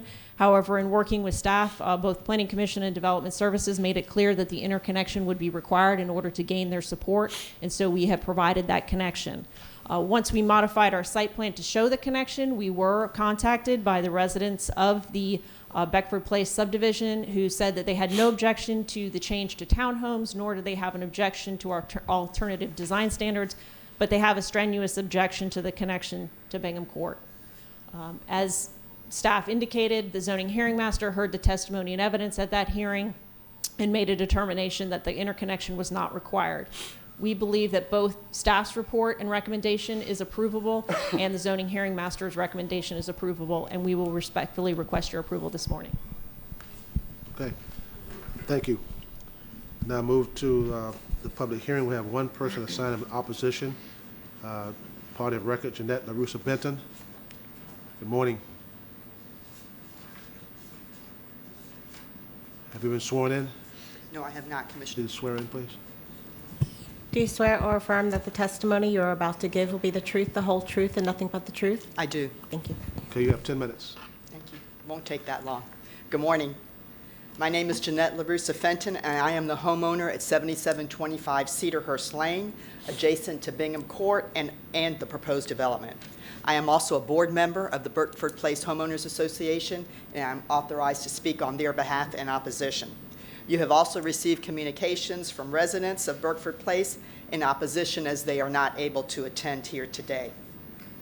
I am speaking in strong opposition to major modification 19-1297, and specifically against the opening of Bingham Court. The Beckford Place HOA opposed a similar proposal to open Bingham Court over 3 years ago. At that time, hearing officer Scalero wisely recommended approval of the development with the condition that Bingham Court not be opened and that access to the development would be limited to Gun Highway. The county commission at that time also wisely, unanimously concurred with the land use hearing officer's recommendation, and we deeply appreciate that. That development never proceeded, and we are back again battling with this development again, the same battle. Luckily, hearing officer Finch recommended again against opening up Bingham Court. As a local government official for over 40 years, 20 with Hillsborough County and 20 with the city of Tampa, one of the major truths I learned along the way is that good public policy emerges from sound theory coupled with practical application and common sense. The proposed modification fails in both areas. To apply planning principles regardless of negative effects just doesn't make any sense. We have no objection to the new development, and I really want to emphasize that. It's a fine use of the property, no problems whatsoever. And opening up Bingham Court is totally unnecessary to this development. The applicant does not desire access through Bingham Court, but added it at staff direction, as you just heard. We're in a situation where both the developer and the residents are in agreement. When I purchased my home 16 years ago, and the neighborhood's inclusion in the Citrus Park Village Plan and the Northwest Plan appealed to me. Little did I know that it would later be used in a negative way to impact my subdivision. We are a 68-home community, far smaller than the proposed development.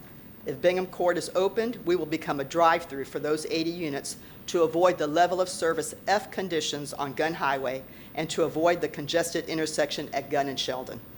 Many vehicles will also cut through from Gunn Highway on both the west side and the east side for the same reason. This creates a very unsafe condition for our community. We have narrow streets, and the on-street parking makes navigating now a challenge. We have many children who walk and bike to the 5 schools in our community, along with seniors and disabled individuals who are also in our community. The same negative impact would occur outside our subdivision along Burkford Avenue. Adding this level of traffic to our neighborhood would be a disaster. Staff is emphasizing connectivity and emergency vehicle access. I can tell you that we have many housing complexes developed over the past few years on Ehrlich, Gunn, Linebaugh, and Sheldon, most far larger than this one, and none have 2 access points. All are one way in and one way out, including the most recent by the applicant, which is just about a mile up the road. The twin, I call it the twin development to this one. With all the on-street parking in our community, emergency vehicles wouldn't even be able to access it. That's a problem for our own community. So you're not solving anything with this. Why impose this condition on us when it would be so detrimental due to the cut-through traffic it would generate? We strongly disagree with staff's observation that Bingham Court will provide a benefit to Burkford Place residents wishing to access Gunn Highway. The vast majority of Burkford Place resident trips are not going north on Gunn Highway. Most of our trips, and those in the new development, are southbound, as that is where all the employment, the entertainment, all the venues, the shopping, that's where it's located. If we want to go north, we have a far easier option, and that is the Veterans Expressway or Northdale Mabry, or even the trail if you're biking. So that really is not a benefit to us. Before closing, I want to express my appreciation to Israel Monsanto. He's been very helpful to me and the others throughout this process, and also to Ms. Corbett, who has been very cooperative. Commissioners, please do not destroy the high quality of life in our community and place us in danger.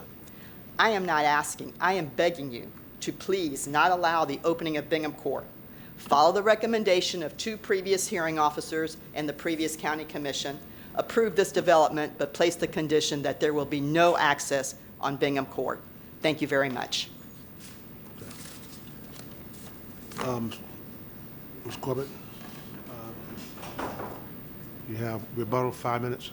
I would just like to add that our transportation engineer, Steve Henry, is available should the board have any questions regarding the connection or the quality of the roads in the surrounding area. Okay, that's it? Okay. Planning Commission? Thank you, Melissa Leinhardt, Planning Commission staff. The subject property is mostly located within the limits of the Citrus Park Village future land use category, and a small portion is located in the residential 2 future land use category.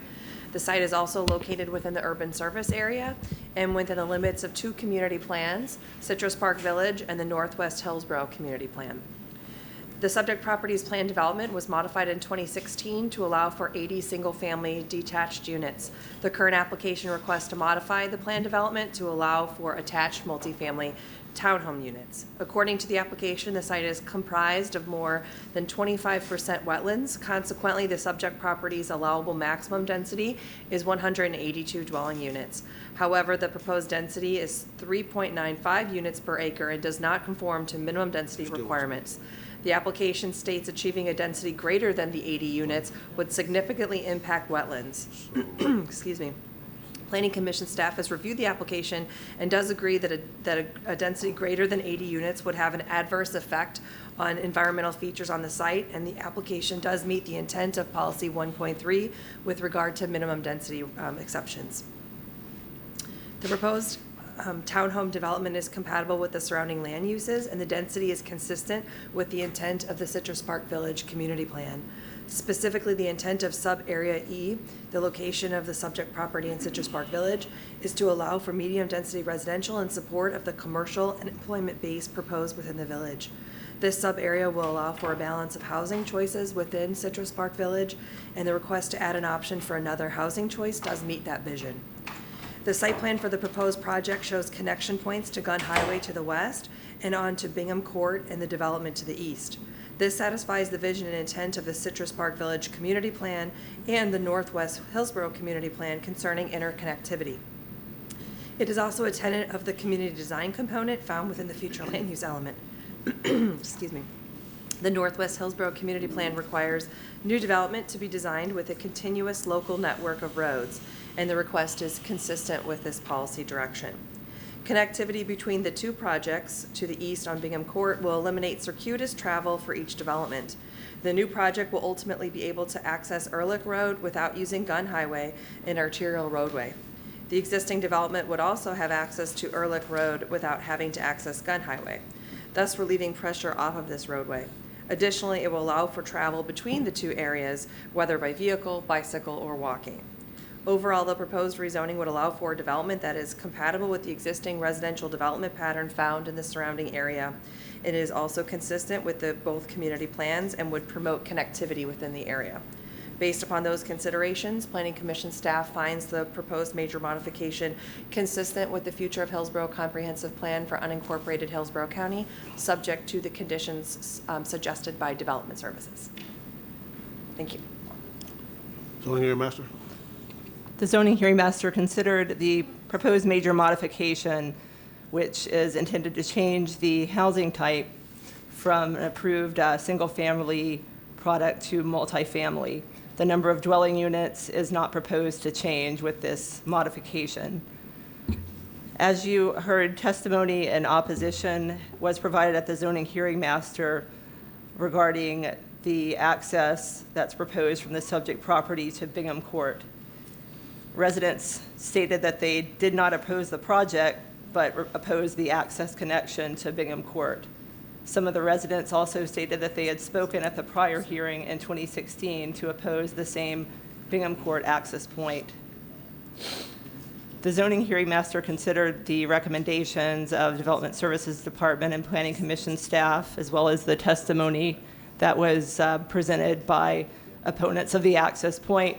The zoning hearing master stated that while the zoning condition requiring project access to Bingham Court is well intended from a planning perspective, the access point negatively impacts the Burkford Place residents due to the existing narrow width of Bingham Court and the existing on-street parking of cars. Further, the Bingham Court access point is not currently required for the development of the 80 single-family homes that was approved by the board. The current modification request is to change the permitted housing type from single-family to multifamily and does not increase the number of dwelling units. The zoning hearing master stated that the requested change does not necessitate an additional access point. Zoning hearing master, ultimately considering this testimony of the residents, made a recommendation for approval of the major modification, but recommended a change to proposed zoning condition number 7 to eliminate the required access point to Bingham Court and rather provide that the project shall have one access driveway to Gun Highway. Okay. Now moving to board discussion. Commissioner Smith, you recognize. Thank you. I understand the concerns of the neighbors to the east, but they've had a stub out here for connection since they moved here, and this is a public road. The roads that they want to keep the public off of belong to the public and are built and provided and maintained by all the taxpayers. The Citrus Park Village Plan calls for connectivity. So the whole community is hoping for connectivity here. The zoning hearing master opines that the connection isn't necessary for the internal development, for the number of houses that are on the inside of the development. But this misses the point of connectivity. It's necessary for the functioning of the whole system throughout the area. Connectivity isn't about any single development, it's about the transportation system. we need to let people drive on our public streets and connect our public roads. Realistically, if it gives any comfort to the neighborhood, most people are not going to get off of Gun Highway and cut through this neighborhood and slink through all these tiny little streets very often. But if there's a crash or other problem backing up traffic on Gun Highway, it would be good to have an optional way around for those occasions. Our traffic has gotten worse and worse since the first time some other previous board approved the stuff in this area without the connection. But we are now faced with much worse traffic problems than those earlier boards and earlier zoning hearing master decisions. And we are trying to find solutions for a worsening problem. We need to be providing relief valves where we can. So I would like to move approval with the staff recommendation and condition of the connectivity that was recommended by the Planning Commission in order to provide public access to the public roads and a relief valve in this area. I have a motion by Commissioner Smith, second by Commissioner Overman. Commissioner Hagan, you recognize. Thank you, Mr. Chair. Commissioner Smith makes some good points, and I understand staff and the Planning Commission, as well as this board's interest in encouraging connectivity and improving our plans to require it. However, I also understand and respect the neighbors' safety concerns and issues with the road's narrow width. I think the ZHM said it best, and Joanna said this, but I'm going to read it real quick. It says, while the zoning condition requiring project access to Bingham Court is well intended from a planning perspective, the access point negatively impacts the Burkford Place residents due to the existing narrow width of Bingham Court and the existing on-street parking of cars. Further, the Bingham Court access point is not currently required for the development of the 80 single-family homes approved by the BOCC. The current modification request is to change the permitted housing type from single-family to multifamily and not increase the number of dwelling units. Therefore, the requested change does not necessitate an additional access point. The bottom line is that in 2016, the ZHM and the BOCC did not support the access to Bingham Court.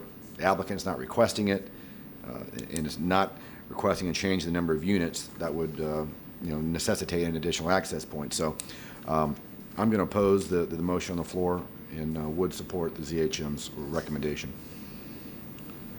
Commissioner Overman, you recognize.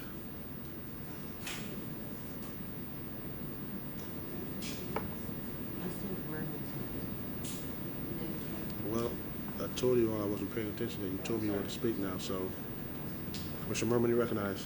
Yep, trying to get my hand up the old way. I agree completely with Commissioner Hagan and the comments he just made. I think we should move ahead and approve the ZHM request.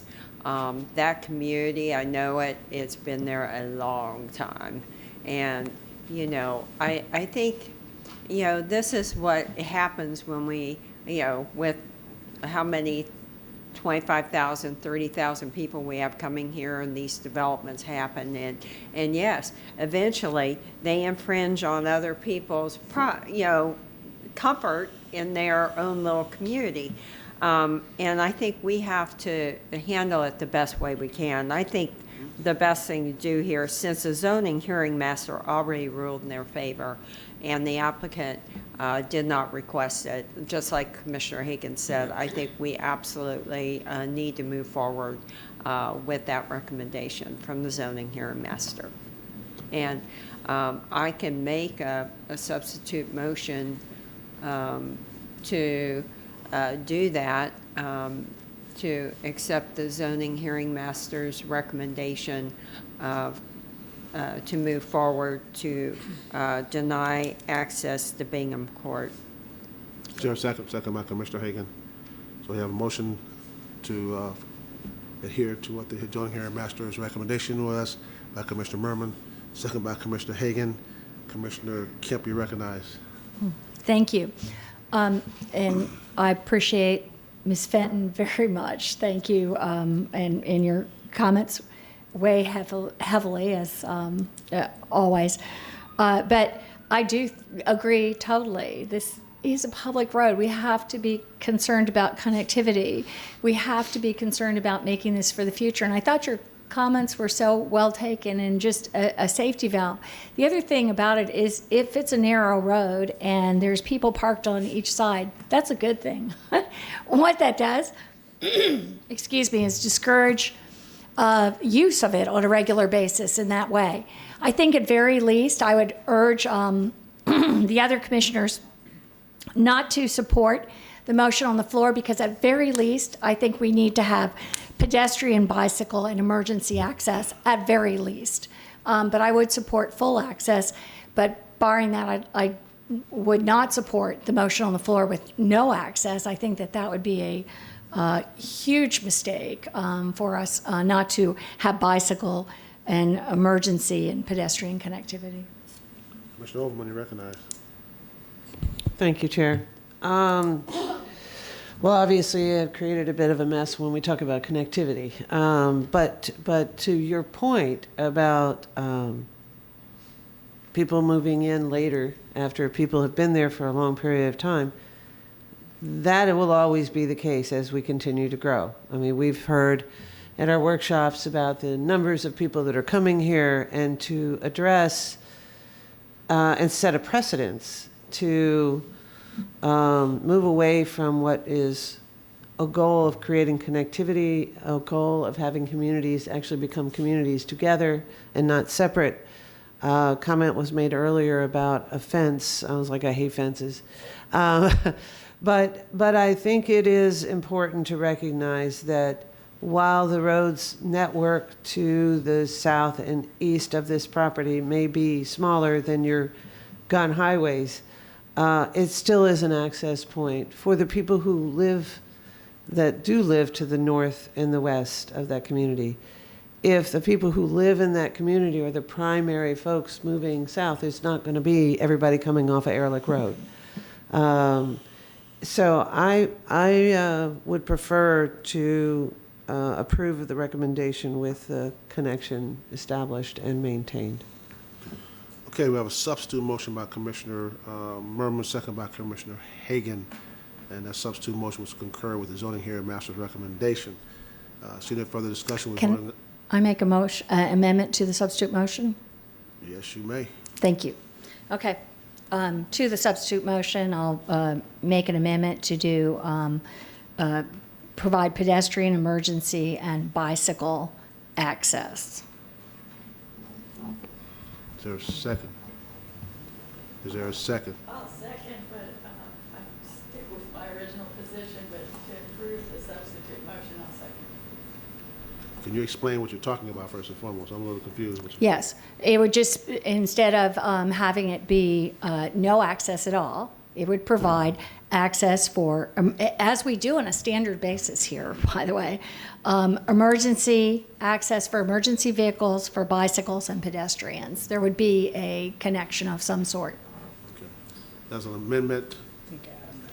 Just to clear, so we'd understand that to mean a gated access for emergency vehicles and open access for pedestrians and bicyclists.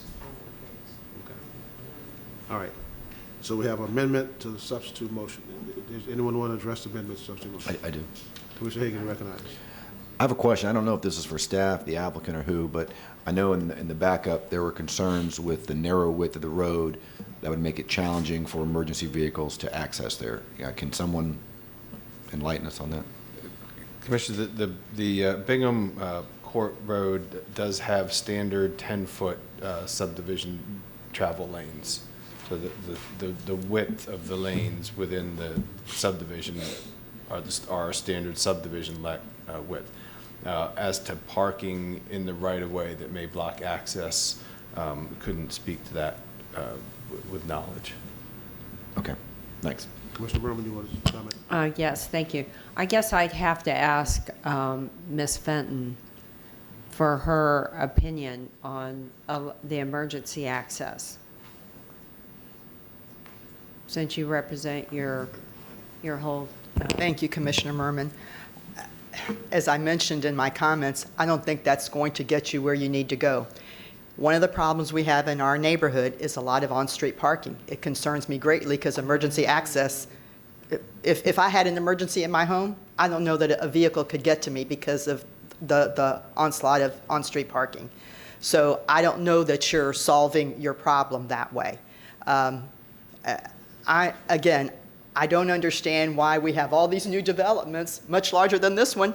They have no connectivity.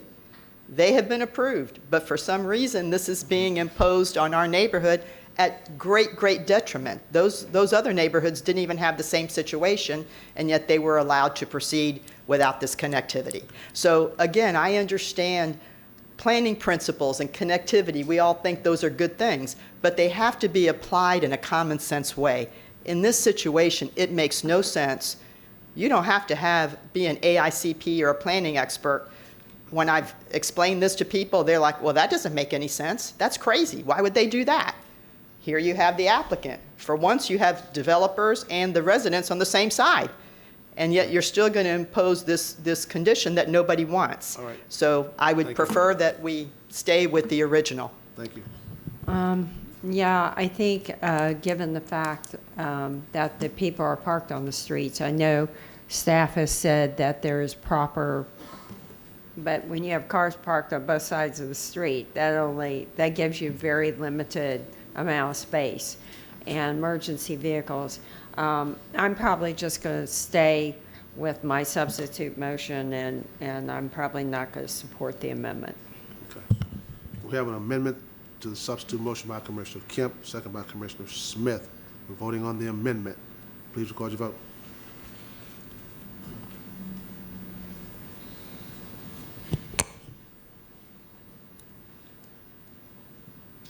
Motion failed 5-2. Commissioners Hagan, Miller, Merman, Overman, and White. I'm sorry, 2-5. Hagan, Miller, Merman, Overman, and White voted no. Okay. We're now back on the substitute motion by Commissioner Merman, second by Commissioner Hagan. Is there any further discussion? Commissioner Smith for the second time around. Yes, I'm not going to approve the motion on the floor. Again, to remind you, Citrus Park Village Plan calls for connectivity. I understand that this neighborhood doesn't want their public streets to be accessed by the public, but the village plan that was approved by the Citrus Park Village calls for connectivity. And I understand that the zoning hearing master says, well, there's no change in density, as Commissioner Hagan said. So, the earlier decision about not connecting should stand, but we are facing much worse traffic than that decision was based on at the time. And we do need a relief valve for occasional access to go around a crash or an occasional traffic backup on Gun Highway. We have to allow traffic to find some way around some of the gridlock that we're facing. Okay. We have a substitute motion by Commissioner Merman, second by Commissioner Hagan. We're voting on the substitute motion. Please record your vote.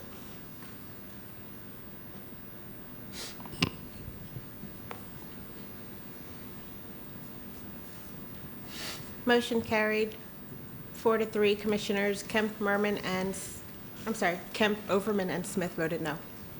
Okay. Mr. Moretta. Thank you, Commissioners. This brings us up to the related items of the agenda.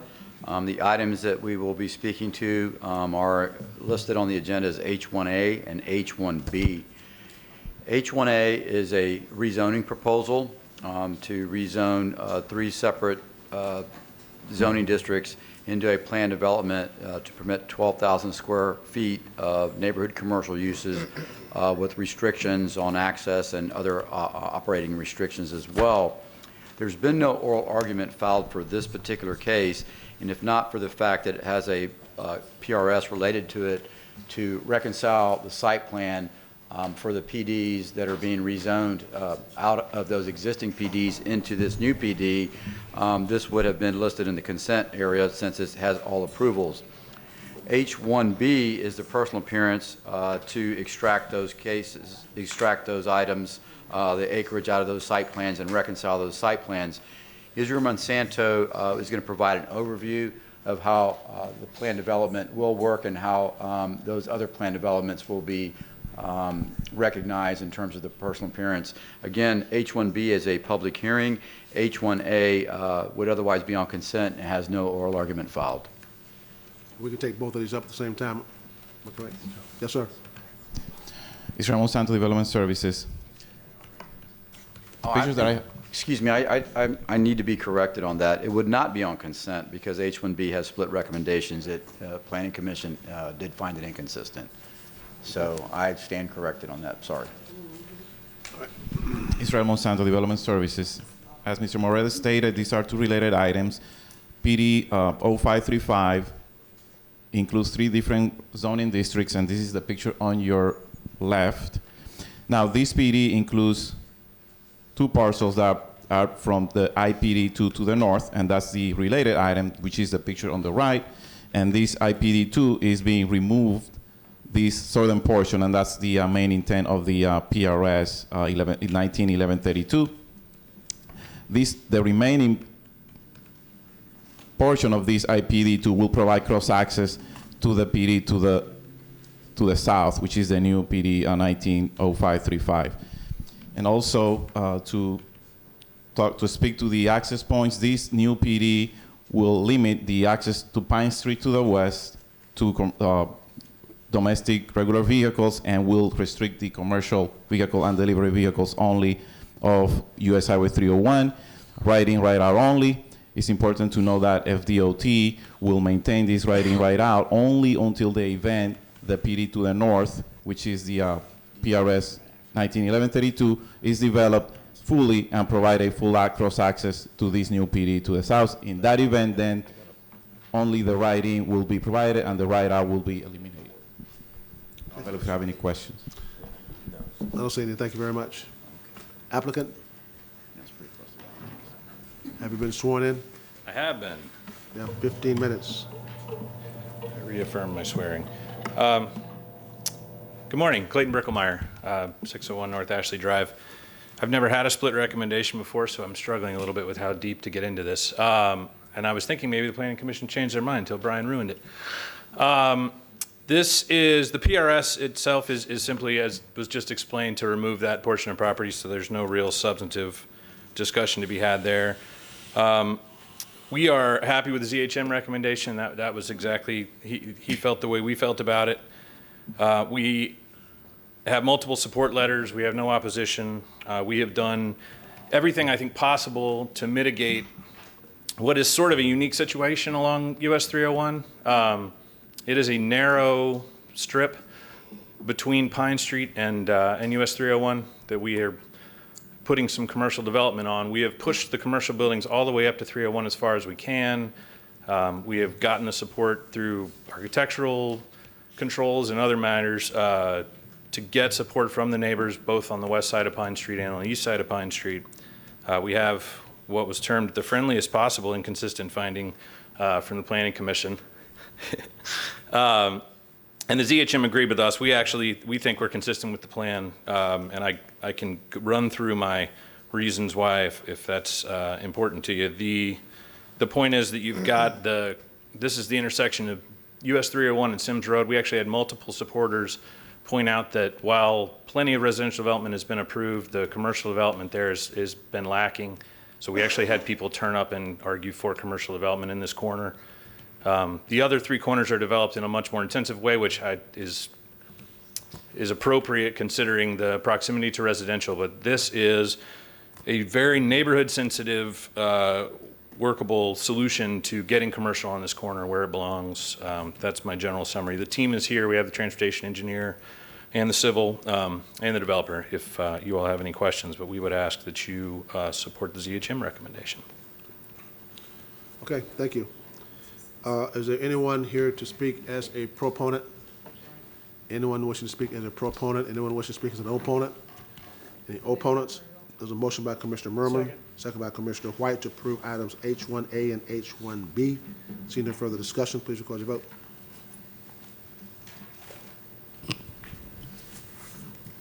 Motion carried, 7-0. Mr. Loretta. Thank you, Commissioners. This brings us to related items H2A and H2B. H2A is a major modification 19-1172. The purpose of the modification is not to increase entitlements. It actually is losing 12 entitlements for dwelling units. It's to blend the project in terms of the site design with the project to the south, which is H2B. H2B is a personal appearance, and it recognizes no increase in entitlements, but it recognizes how the access points will be aligned and how the lots will function between the north and the south, because the projects will potentially have lots that split both zoning districts in terms of the PD boundary, and to remove the buffer between those boundaries to allow the projects to operate as one unified boundary. They are also proposing to remove land dedication requirements for library and fire station. Staff is recommending approval of the library dedication to remove that particular requirement, as we've heard back from the library, and they are not opposed to that. However, we haven't had any response from fire on the removal of the fire station EMS in terms of the dedication requirement, so staff is not supportive of that change. On the personal appearance, which is a public hearing, staff is making a recommendation that it is approval in part subject to the conditions, and what we're not supporting is the removal of the fire station dedication. Working backwards back to the major mod, the major mod is an item that would be on consent, and I'm looking at the agenda now to make sure that that I have the approvals and the consent items right, but it would have otherwise been on consent if not for the personal appearance. However, no oral argument's been filed, so the testimony will have to be focused on the public hearing. Michelle Heinrich of our staff is going to show you how both these projects work, since we spoke about merging them to allow access and lots to cross those boundaries. But staff is recommending approval of both projects.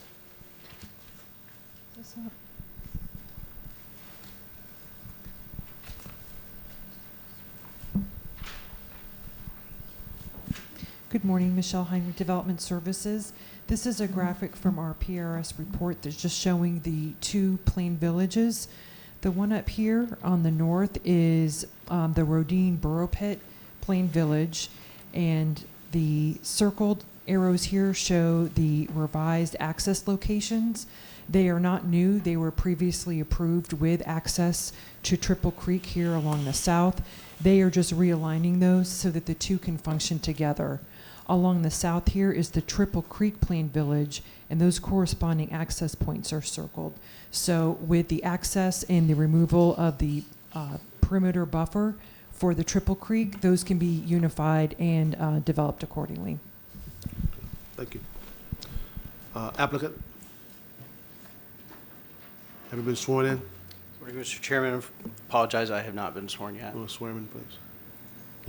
Do you swear or affirm that the testimony you're about to give will be the truth, the whole truth, and nothing but the truth? Yes, I do. Thank you. For the record, Michael Brooks, 15 606. 15 minutes. Yes, sir. For the record, Michael Brooks, 606 Madison Street, here in Tampa, 33602. I'm going to briefly introduce our development team. I'm here on behalf of Greenpoint Development, which is Rick Harcrow. Some of you are familiar with Rick and the environmentally sensitive plan developments he's been a part of. From Haffen Associates, we have Kevin Minier, who I'm going to ask to come to the podium in a moment and give the majority of this presentation. The project engineer, Kyle Thornton, is here. Linkson Associates, Steve Henry is here. He's the transportation engineer for the project. And from Flatwoods Environmental, we have Michael Pashar to answer any questions that you might have. I think Joe did a good job of describing the related components of this. One of these is a major mod, but the crux of this is merging and adjacent to RP2 approved plan developments, merging them together for connectivity, and that Kevin will describe. I would love to give this presentation, but I'm going to, if with your permission, approach the dais and hand out some exhibits while Kevin is getting ready. These are exhibits that are in the record, but I thought would be easier for the board to review in 11 by 17 color size. Okay. Well, if you're distributing something, give them to the clerk. It's the secretary, I'm sorry. Good morning. I'm Kevin Minier with Genesis Half, and I'm assisting TC Ventures in the potential development of this property. We have a unique situation. Give them all to her. Give them all to her. Sure. Sorry about that. Sir, give them all to the secretary. She'll pass them around.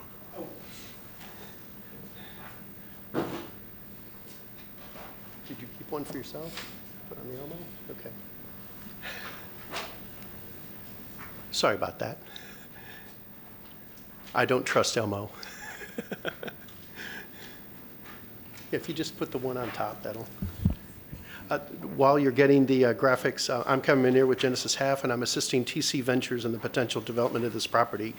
We have a unique situation here where there is a possibility of joining up 3 RP2 village projects with a seamless interconnected roadway system. As indicated with the graphic in front of you, we are asking to amend 2 of these today. Rodine Pit, which is Major Mod 191172, that's in the yellow, and Triple Creek, which is to the south. Rodine Pit's basically 3 areas. There's borrow pits on the east, developable areas on the west, and the 3rd area is a 100-foot wide corridor connecting the project to Rodine Road to the north. Since Rodine Pit was approved last year, an adjacent project was approved by this board to the west. That's PD 09310, that's in the purple. And there are several shared access points along our common boundary. This road system is showed as dotted lines on the graphics I've provided. We're proposing no changes to these access points. I should also stress there's an option for a school within PD 09310. My client owns Triple Creek to the south, is contemplating buying Rodine Pit. Triple Creek is the largest, in my opinion, the most successful of the planned villages. It's approved for over 2,000 houses, 240,000 square foot village center with other centers, and currently Triple Creek has over 10 miles of walking trails today, 20 neighborhood parks, and 3 pools, with more to come, as well as the recently opened public Dawson Elementary School. In a nutshell, our request is asking for 3 things. 1, realign the roadway systems within Rodine Pit and Triple Creek projects to facilitate cross-access between these projects. 2, as part of that, the zoning line between Rodine Pit and Triple Creek is somewhat irrelevant. In order to maximize lot layout across these 2 projects efficiently, rather than follow that arbitrary zoning line, we're providing a condition in both zoning amendments that allows the lot lines to extend across that shared zoning line as needed. No additional units are being asked for within either Triple Creek or Rodine Pit. Number 3, adjust the access points along the Triple Creek Rodine boundary to better align both projects. We also had one other thing as a housekeeping item regarding the library and the fire departments. There's a provision in the conditions that allows us to either pay impact fees or after a certain number of units, discuss with them whether they actually need those facilities. We got correspondence from them about 8 months ago from both the fire department, who we've been paying impact fees to, and the library. Neither one wants them. We've submitted this to the staff, but I guess the library has reiterated that they don't want the library site. I guess the fire department did not respond, even though we have that email correspondence in there that said they are comfortable with us just paying impact fees. But that's basically the housekeeping issue regarding Triple Creek. But anyway, in conclusion, tying in these 3 communities will provide significant benefits to the surrounding community. It will provide a connection to Rodine Road down to Triple Creek Boulevard. It will provide better access to Dawson Elementary. It will also provide more customers for the Triple Creek Village Center. The center, again, is approved for 240,000 square feet of commercial and office uses. And as indicated within the last graphic in the package, I've mapped out all the commercial and office areas, and it would then make this the closest, Triple Creek would be the closest bona fide village center to these projects. But that concludes my presentation. Is that it for your, are you coming back with that? Yes, Mr. Chairman, I think at this point, you all understand the crux of what is, the proposal is. The connectivity is, as I said, is the primary driver here. Kevin kind of brushed on the fact that the connectivity is not just internal between the PDs so that the existing planned developments are no longer isolated, but the actual connection between Triple Creek Boulevard all the way to Rodine Pit Road, which will be an alternative connection for folks, parents getting to Dawson Elementary, for the Triple Creek residents getting up to Rodine Road, and Kevin mentioned the potential for another school in the area, and everyone being able to use the village center that is now coming into existence. So I'd like to reserve the rest of my time at this moment. We can answer any questions. We have the entire development team here, as I mentioned. We don't know of any opposition. I don't think there's anyone filed, right? We had no one at any of the hearings, so we'd ask for your support. We've been working on this for roughly a year now. Okay, thank you, sir. This is a public hearing. Anyone wishing to speak as an opponent? As a proponent, I'm sorry. Anyone to speak as a proponent? Anyone who wishes to speak as a proponent? Anyone who wishes to speak as an opponent? Anyone speaking as an opponent? You waive your time. We have a motion by Commissioner Merman, second by Commissioner Hagan to approve items H2A and H2B. Commissioner White, you recognize. I just have a question about this proposed land dedication that's being removed to the Library Services Department and Fire Rescue Department. That would have been in lieu of impact fees, is that correct? It would have been in lieu of impact fees to the extent of the value of that contribution for the fire station. Okay, and both departments have said they would rather just have the impact fees. We have been able to confirm with library services that they did not want a library site in there. Okay. I understand the applicant has had conversations with fire rescue, but we have not been able to get confirmation from fire rescue that they don't want a site. So we're recommending that portion not be removed. Okay, got it. That's part of the, okay, approvable in part, subject to, that's one of the conditions. Yes. Got it. Commissioner Smith, you recognize. That was my question, because it's one thing for the applicant to be corresponding with the fire station department, but it's another thing for the fire to talk to the county. So the conditions as it stands is removal of the library, but not the fire station land dedication. Yes, ma'am, that's what Okay. we're recommending. Okay, we have a motion by Commissioner Merman, second by Commissioner Hagan to approve items H2A and H2B. Seeing no further discussion, please record your vote. Motion carried, 7-0. Mr. Moretta?